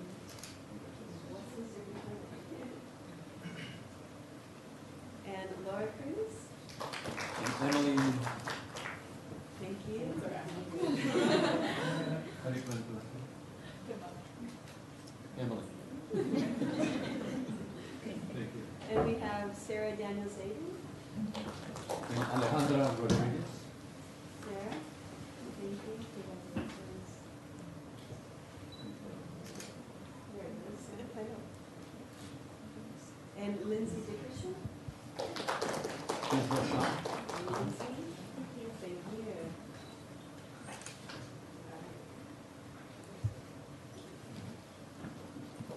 And Annette. Brianna Cpuc.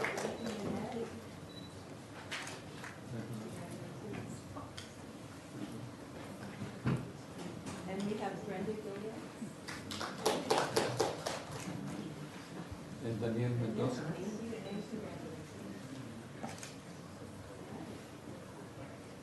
And Giselle Hernandez.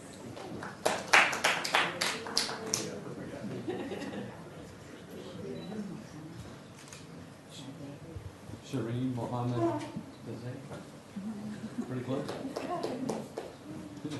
And Carla Honorato. Thank you. And Stephanie Morales. And Joshua Harita. Hey, Josh. And Ralph Keck. Congratulations. And Cameron Rivard. Patch. Thank you. Congratulations. And Amanda Blackman. And Victoria Bond.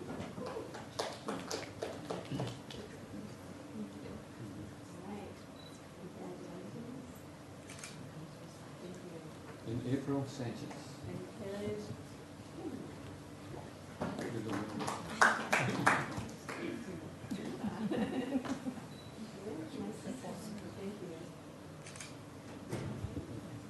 And Elaine Long.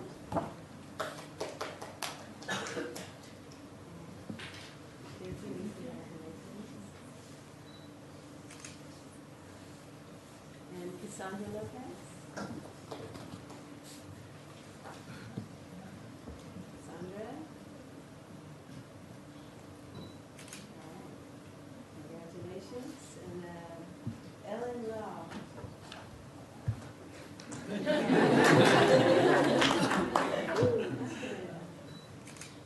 All right, thank you. And Ellen Wadman. All right. And we will also have another one for you.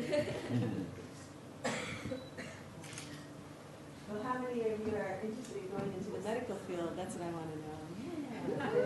Well, I'll tell you, it's a great field to go in. Your services are needed for a growing, aging population and all, and it's just such a wonderful career. And we are always looking for residents and interns and nurses and everything, even technical staff, all, right? Well, thank you all. Should we go for a one big group shot if we can? Like you did last time We're- up there. Okay. We're in good hands. Okay. Thank you. Thank you. Okay, so why don't you guys all switch in and we'll get you guys up above? We'll go up. Yeah. Would you want to, where would you like the students up there, or Do you want to be above or do you want to be below? Then you could show it.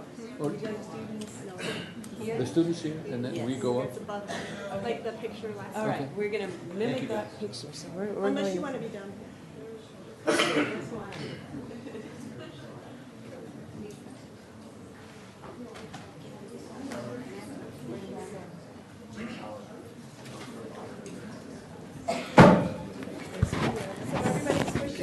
You gotta move it tighter.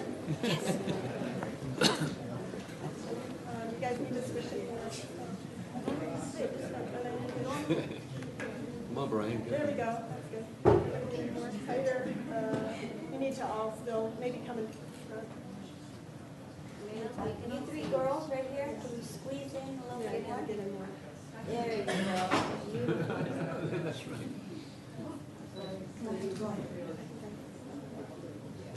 That's great.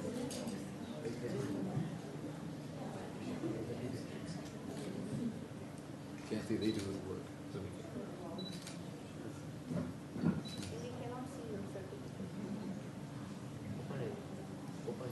I'm not getting all of you guys because you're not.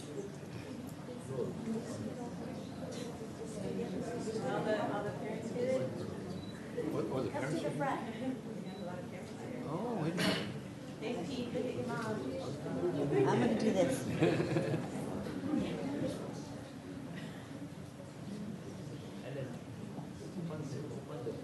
Do this if we had teachers. You have to open your certificate.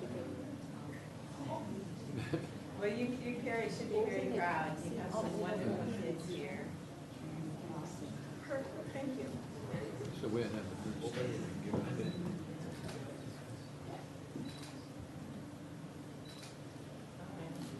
And can the parents stand up so we can applaud you?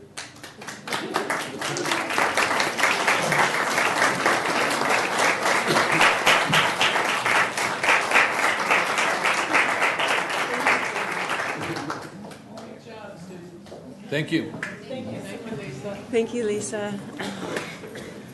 Such a great program. It has so many benefits to so many people, including those who are volunteers. Lisa, thank you so much for the good work. Thank you. And all the students. Thank you. And this item does need a vote of receiving and filing, so if we can have a motion and a second, go ahead and vote.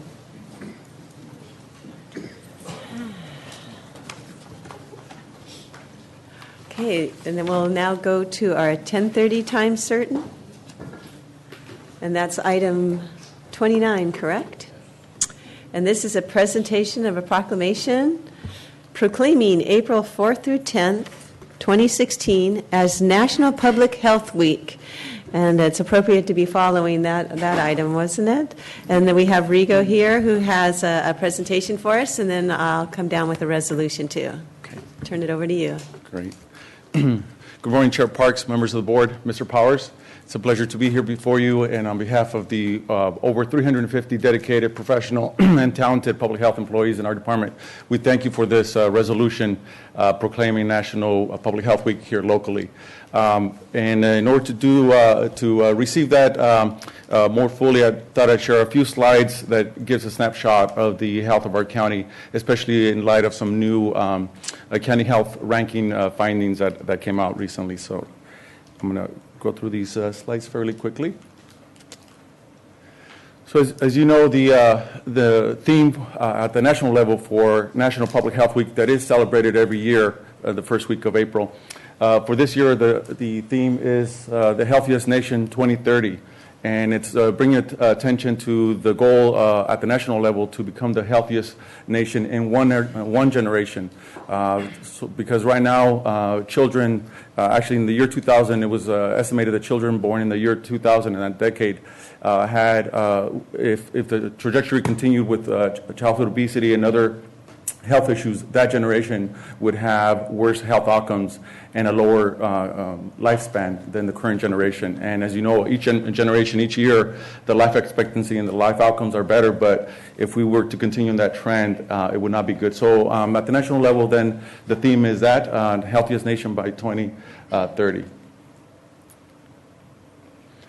This theme also brings attention to, at the national level, to the fact that even though the U.S. we spend, as you know, the most of other developed nations in terms of healthcare, our per capita spending on healthcare is among the top. But our health outcomes are usually not the best when it comes to life expectancy and other health outcomes. In fact, the U.S. Constantly ranks worse with regard to life expectancy, child death rates, and other health outcomes, and yet we spend the most. But we are making headways and improving, but that's still a national trend that we're not necessarily doing the best, even though we spend the most. There's always going to be health differences at the state and national level with regard to health outcomes. Sometimes those differences are just by gender or by age, but when those differences are due to socioeconomic status factors and education or employment, housing, even transportation issues, then that's a health inequity. That disparity can be prevented. And so this theme also draws attention to the focus on health disparities. And lastly, in terms of the theme, the focus is on social determinants of health as a main way to improve our health in one generation. And social determinants of health basically brings attention to the root causes of ill health, and that oftentimes is really educational attainment, it's better employment opportunities, and even housing has a significant impact on health. We'd like to also highlight that our recent strategic plan at the department level, we embarked on a lofty goal to help the county become the healthiest county in the nation. And so we're playing up on the national theme at the local level, and we're excited about that. Just real quick, many of you may have heard the slogan, Place Matters. And the reason why a lot of us are using that as one of the themes or topics is because to bring higher attention to the fact that really where one lives is a better predictor of one's health than does one's healthcare status, even one's family history with regard to disease. And that's because over 70% of our health is really determined by our behavior and by our environment. And really, specifically, it's our behavior within the context of the social and built environment. And a little bit more on that topic. But really, even though there's individual responsibility, individual behavior that is needed in order to become the healthiest nation and healthiest county, a lot of it is in the context of the environment. So in these few slides, I just chose one of the root causes of ill health, and that's poverty. This is one key social determinant of health and one indicator of health inequities and health disparities. And so We've been showing around a few of these slides, and really calls attention to the fact that even though we live and enjoy a beautiful county, there is poverty in our county. And in fact, from the most conservative measure of poverty, the official poverty measure says that 1 out of 10 Ventura County residents are living in poverty. But if we look at the state measure for poverty, that goes to 20%. And a newer measure that really takes into, is an indicator for poverty that's really more realistic. It's called the real cost measure. That measure brings the attention to the fact that it's estimated in Ventura County 1 out of 4 residents lives in poverty. And so a lot more attention is needed to this issue, and I know there's a lot of initiatives and efforts going on to address poverty better in our counties. So that was county-wide using the real cost measure. This is the measure, again, that United Way came up with recently. And it clustered, this data wasn't available by city, so it clustered a couple of cities in order to have a larger sample size. And you can see the big difference in our neighborhoods, in our cities. They're using this real cost measure as a proxy for poverty in our county. That means that, for example, in Oxford and Port Hueneme, almost 4 out of 10 families are not able to meet their basic needs. Basically, they're living in poverty. And the train goes down there, Fillmore and Santa Paula, 35%. But even Thousand Oaks and Simi Valley, 15%, and 18% of families not having enough to meet their basic needs.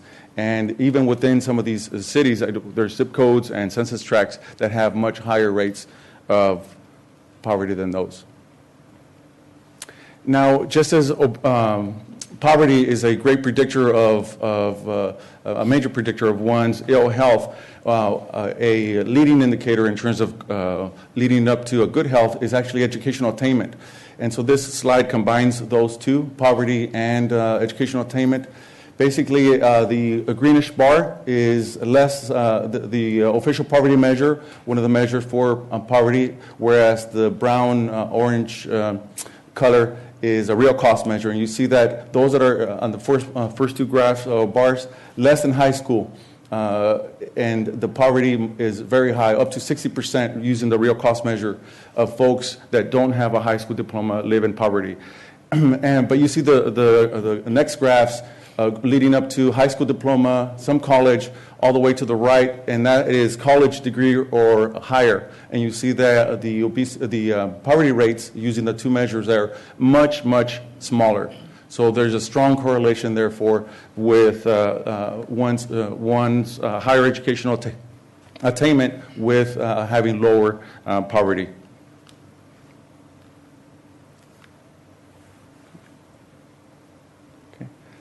The next couple of slides leading up to my conclusion draws attention to the place matters locally. So there's a social needs index. This is a national index that compares counties throughout the state and it's at the specific zip code level. And this social needs index takes into account some of these measures there, income, poverty, unemployment rate, educational attainment, and it gives a score by zip code. And a score of 50 means it's average. And so the question is, do these communities that have a high social needs index have worse health outcomes in Ventura County? And this slide brings attention to those zip codes in our Ventura County cities that have the higher need. You see there are some as high as the index in the 90s. And the life expectancy as one measure of place matters in terms of the correlation between life expectancy and higher need zip codes. And you see there that life expectancy is the lowest in Port Hueneme, and also Fillmore, Santa Paula, Oxnard have among the lower life expectancies, but the highest needs. Madam Chair, Rigo, I noticed that 930-30 compared to 933, there's a year or so difference. Is that because of the income also? Yeah, that's the one disparity. of the... Yeah. So poverty, educational attainment all plays into... So 930-30 is south of what, Willie Road or... I'm not sure exactly the borders. Yeah, that's 930 but it's South Oxnard. Definitely in Oxnard, yes. Okay. And if we compare life expectancy, the average for Ventura County is 82 and a half. And you see that all of these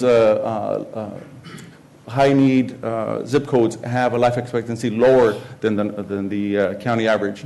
And you compare that to zip codes mostly in the East County, and those have lower need, and that average life expectancy is 88 years.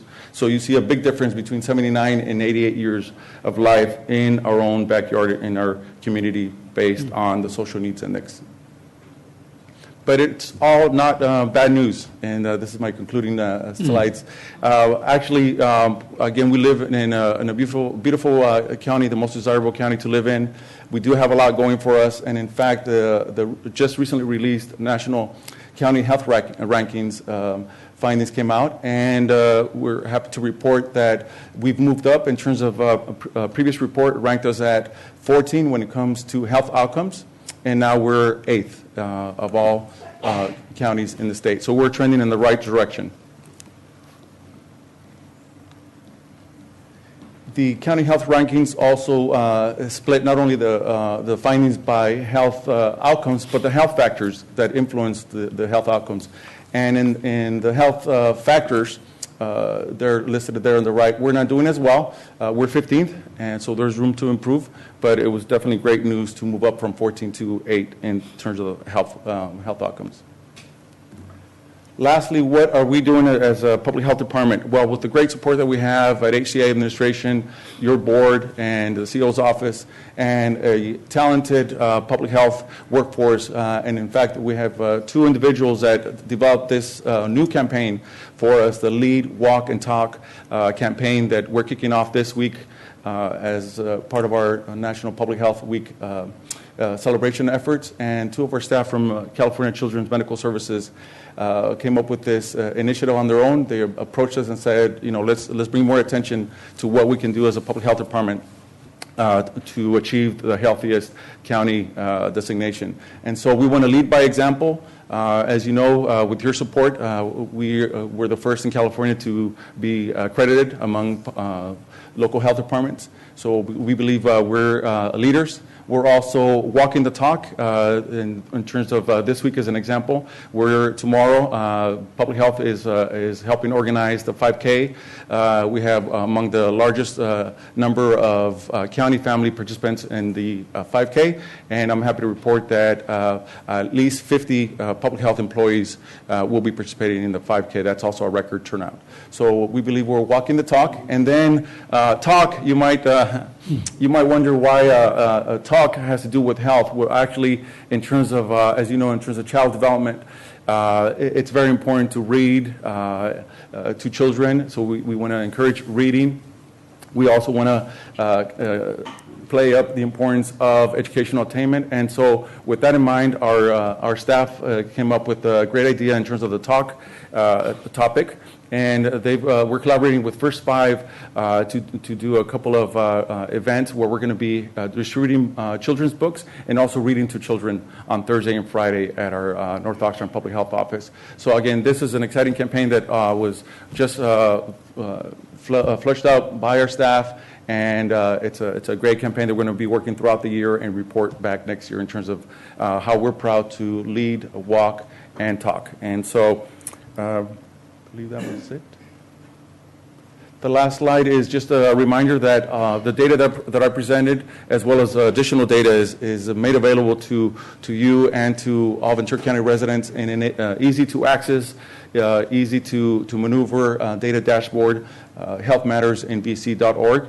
And a lot of health and socioeconomic status data is automatically updated there. So I invite you to log in there if you haven't already. So that is the presentation as a snapshot of the health of our county. And again, we really thank you for this proclamation. Madam Chair. Yes, Supervisor. So Rigo, how do we take this to South Oxnard, the lead, walk, and talk? I know you've been working in Colonia with the diet and diabetes and obesity and so forth. Yeah. Are you taking that program over now to South Oxnard and hopefully to Wainimi also maybe? Yeah. Definitely. And over to the Santa Paula area? Yes. So we're increasing our efforts countywide in terms of health promotion, health education, and other events. And so with this new campaign, it's definitely going to target those areas of most need, but we're also going to be servicing the whole county. And those programs are going to be held where in South Oxford? Any idea? Is there a location at the maybe the Saviors and Barton Road Community Center? Yeah, there's the library there. So we're going to be, again, it's a new campaign. We're going to be excited to roll it out and flush it out and target specifically those communities that of greatest need. So yes, we'd love to expand our efforts, especially in those high need zip code areas. Mm-hmm. And Supervisor Long? Thank you. Congratulations, and to all of the public health outstanding employees. One for recognizing the importance of having an organized campaign and to get to the community, make it a real grassroots effort to once we've identified that zip code does matter and perhaps more than genetics, as we're seeing, as we've worked on health and all policies through our strategic plan in the county and continue to promote that. It's all great work to move us up that scale of success. So congratulations to you. I think the other piece of this in health matters is certainly the environment, and that is how we have walkable communities and more bike trails and pathways. And we're looking right now and having a lot of community dialogue about a sales tax measure for transportation, and part of that measure includes more bike trails and walkways and pathways for a healthy Ventura County. So I think it's important to continue doing that good work. Thank you. Mm-hmm. Thank you. Absolutely. And Mr. Powers. I just say thank you for taking all that information and distilling it down into a few key simple points that are usable and actionable. And that's what's going to make your campaign effective, I think. And congratulations on the results. And I love your goal, be the healthiest county in the nation. And for some groups, that might be sort of aspirational out there. But with your passion and drive, I think we're going to do it. So thank you. And Madam Chair, Rigo, thank your staff too, because I think you have an excellent staff, excellent team, and Dr. Levin's on your side too. I saw him here someplace. Mm-hmm. But anyway, thank you for the good job. I'd like a picture opportunity for all the staff to come up here. Sure, and I have a resolution. I just want to read two of the whereases because there's lots of whereases. But one of the things that really stood out for me that you mentioned a while back, and that's something I had not really considered as strongly, and that is the importance of education. And normally you wouldn't think that would be the most important thing, but it makes a tremendous difference, and it helps to get people out of poverty as a result, and helps to make them a healthier population as a result. So it's just a really interesting connection that I don't think everyone understands.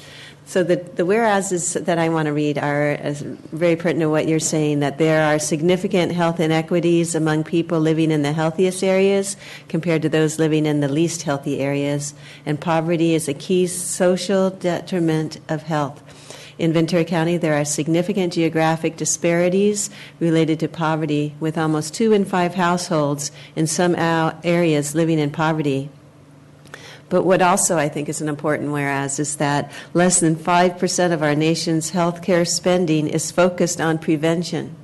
And in Ventura County, 80% of adults and 94% of children now have health care coverage with access to preventative care. And how important is that? So I'm going to come down and present this, and let's get everybody in a photo. That'd be great. And supervisors, would you like to come on down? We'll get in the photo.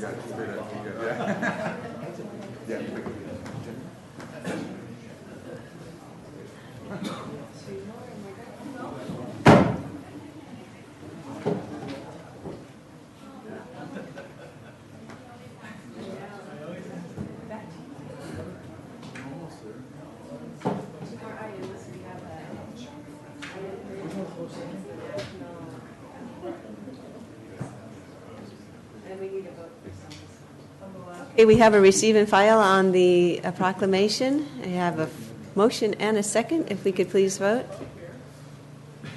Great. We're so glad you came, Supervisor Foy. Our next item then is our last 10:30 time certain, and I'll turn it over to Supervisor Long. Yes, thank you, Madam Chair. And I know I'll invite up, I see in the audience we have Mark Varela, our Director of Chief Probation Officer, Chris Modica, Juvenile Detention Alternatives Initiative JDAI Coordinator, and our very own Sue Hughes. This is to proclaim April 2016 as National County Government Month. Safe and Secure Counties is the theme this year. And with a cue, I'm going to say, let's watch a very quick video. Cue, please. Mm-hmm. Counties matter. Counties serve nearly every American every day.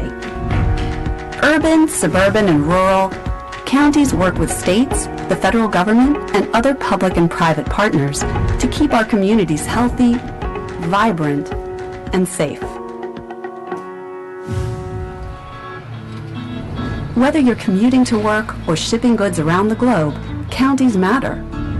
Counties own and maintain 45% of the nation's roads and 4 out of 10 bridges. And we're involved in nearly a third of public airports and transit systems. Counties matter when Americans need us the most. Counties matter because we support smart, fair, and effective criminal justice systems. We help fund police and sheriff's departments. We own and operate local jails, 911 call centers, and mental health facilities. Counties create healthy communities. We invest more than $80 billion in hospitals and medical services each year.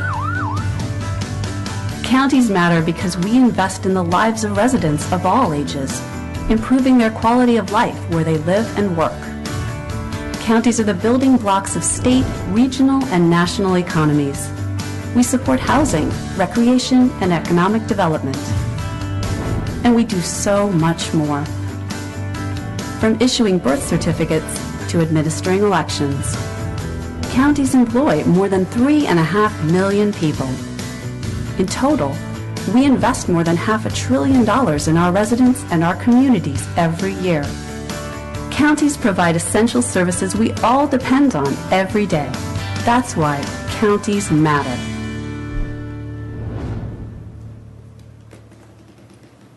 Okay, thank you. And again, this is a nationwide focus that NACO has carried on for many years to really remind the public of what a county does and the importance of all of the services and programs that we both operate and run for the state and for, the many services. So I'm going to read the resolution, some highlights from it, and then ask Mark to say a few words.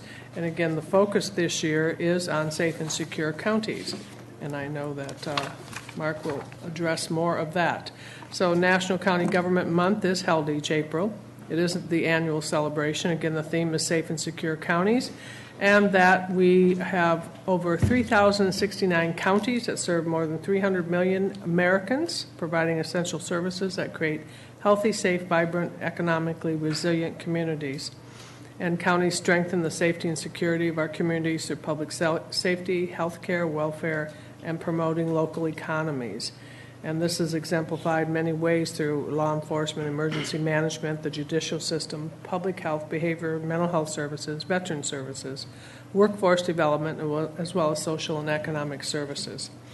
And our county takes great pride in the service we provide to more than 800,000 residents so that they have the opportunity to improve their quality of life, enjoying the benefits of a safe, healthy, and vibrant community.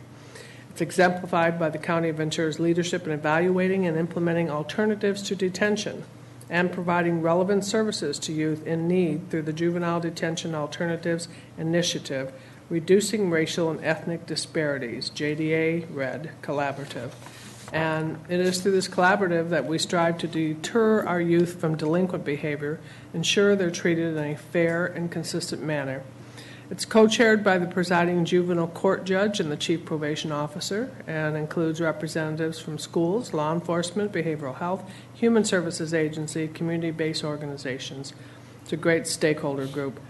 Most notably, since 2009, this collaborative contributed to a 52% reduction of youth in detention, supported a risk assessment instrument that guides detention decisions, and helped to establish an evening reporting center in the city of Oxnard.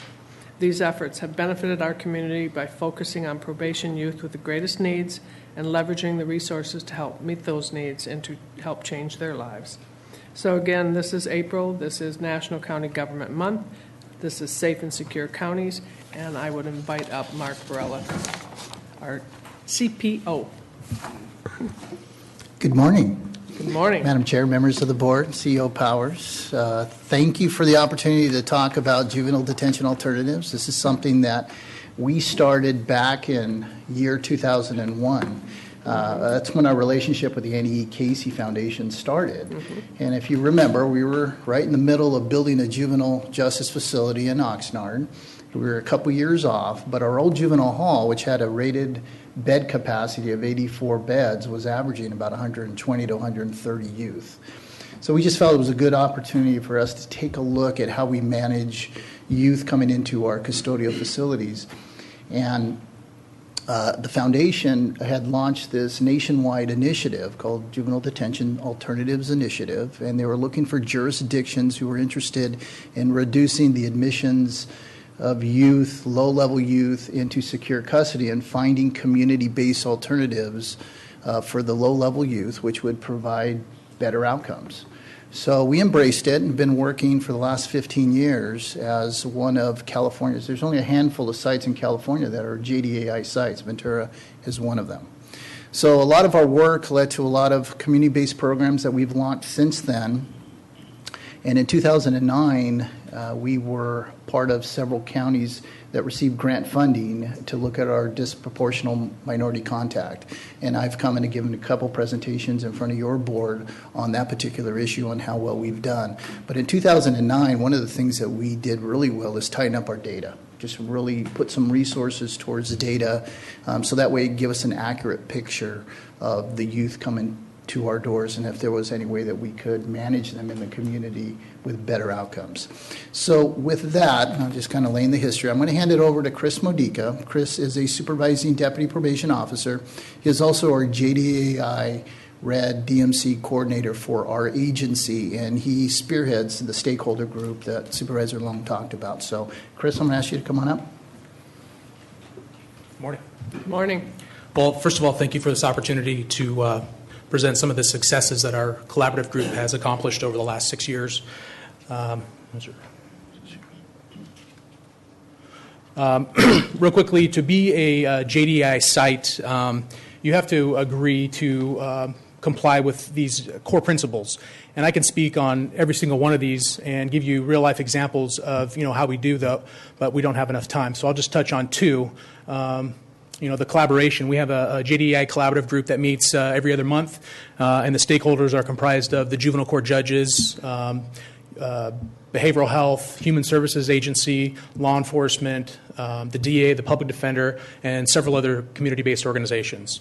And then the use of accurate data. Chief Varela talked about in 2009, we kind of honed in and gathered data that was more beneficial and was more easy to pull data from, and so those were the two that I'll touch on.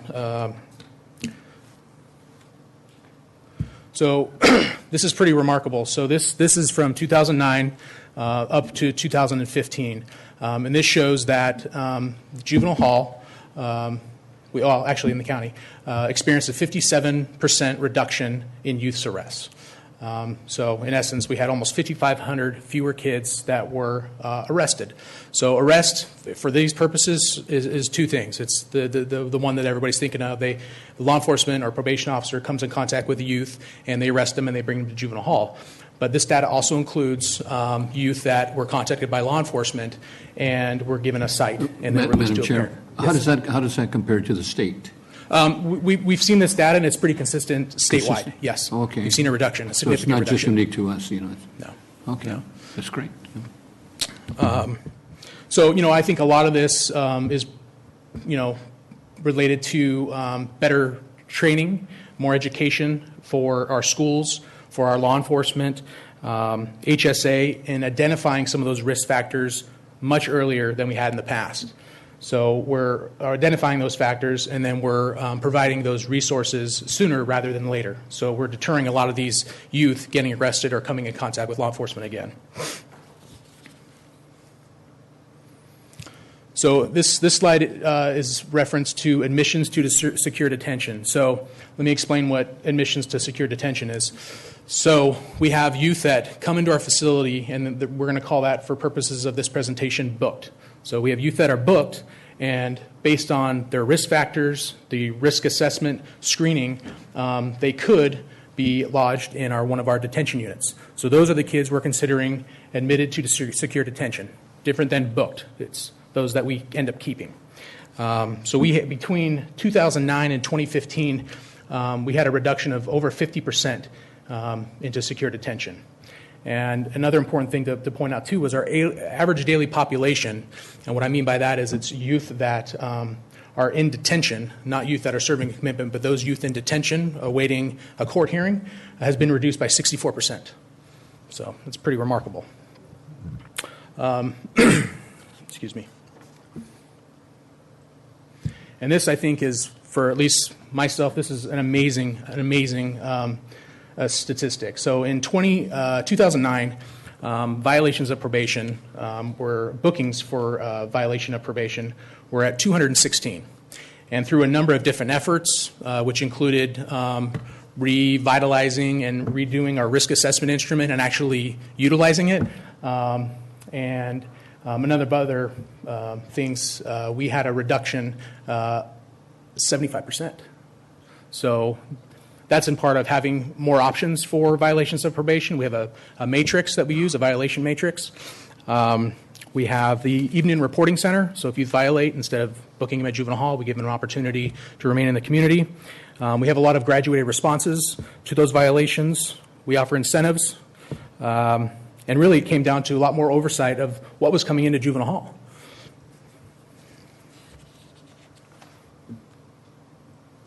And then booking. So again, these are the kids that law enforcement or probation bring to our juvenile hall doors, and they're admitted for screening. So this is different than the admissions to secure detention. So at this point, we haven't made a decision if they're staying in our custody or not. These are just the number of kids that we come in contact at our juvenile hall. So in the last six or so years, we've had a 44% overall decrease in those referrals to secure detention, which is pretty remarkable. And I think, educating law enforcement, educating probation on, what our purpose is with JDI, and resuming the collaboration, especially on our JDI collaborative group with those law enforcement, because, there's oftentimes a drift. So it's just making sure everybody's on the same page and, booking the right kind of juvenile. And it's also important out that only about 25% of the arrests in the county were booked. So we had 4,000, a little over 4,000 arrests, but only 25% of them came to our doors. So, okay.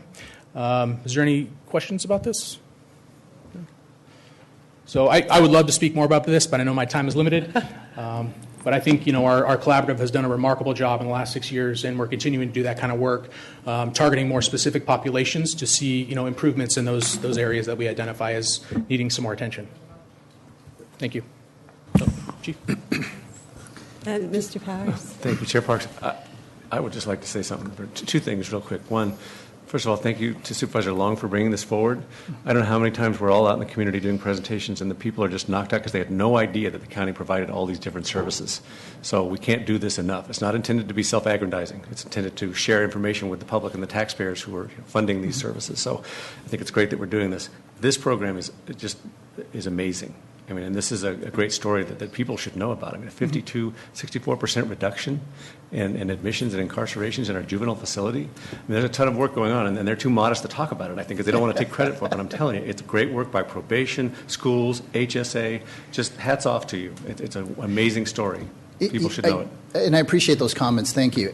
I've been doing this for a long time. So I've been with the county for 27 years as a probation officer. Most of that is working with juvenile offenders. And I can tell you, from my perspective right now, the system is better from the start to the end. Supervisor Long could talk to you about the research that's behind the first 5 studies, and that risk factors can be identified as from 0 to 5 years. And it just seems the system is now realizing that when you see kids exhibiting risk factors, to provide services in a timely fashion early in the process will prevent kids from going in deeper into the system. So I think the credit is really shared with everybody working, law enforcement, education, child welfare. Our community-based organizations have played a vital role in this. So hats off to everybody. And that's why I love working in this collaborative, because everybody's on the same page. And that is, we want to provide services that work the best for the kids in our care. And I think this just highlights that. And Madam Chair and Chris, good job too. The statistics are really telling too. From 50, 60, 75% reduction is just fantastic. So, you guys are doing a really, really good job. Thank you. So board members, thank you for the opportunity to highlight this county program. For those of you who wonder, what does she do when she goes to those NACO's meetings, right, Sue? Part of what we do is we learn about programs like this. We connect with the Annie Casey Foundation, as our leadership does too, when they're attending and participating. We learn about the success of collaboratives. We bring that home, or we talk to them about our success, and that really is that added value, participating both at a statewide and a nationwide programs like this and opportunities through NACO. So counties do matter. It's interesting to me, years ago when we were in the heat of the battle with some law enforcement things, we had to go up to the state to explain to some of our legislators that we are the ones who oversee sheriff's services. It didn't quite connect the dots. So that's what we do at both CSAC and NACO, and that's why it is very important. And to really highlight this program, outstanding program that has taken a hold of and changed young people's lives. This should be the headline tomorrow, Kathleen. There you go. Thank you. Thank you. Come on in, Chris. That doesn't sell newspapers.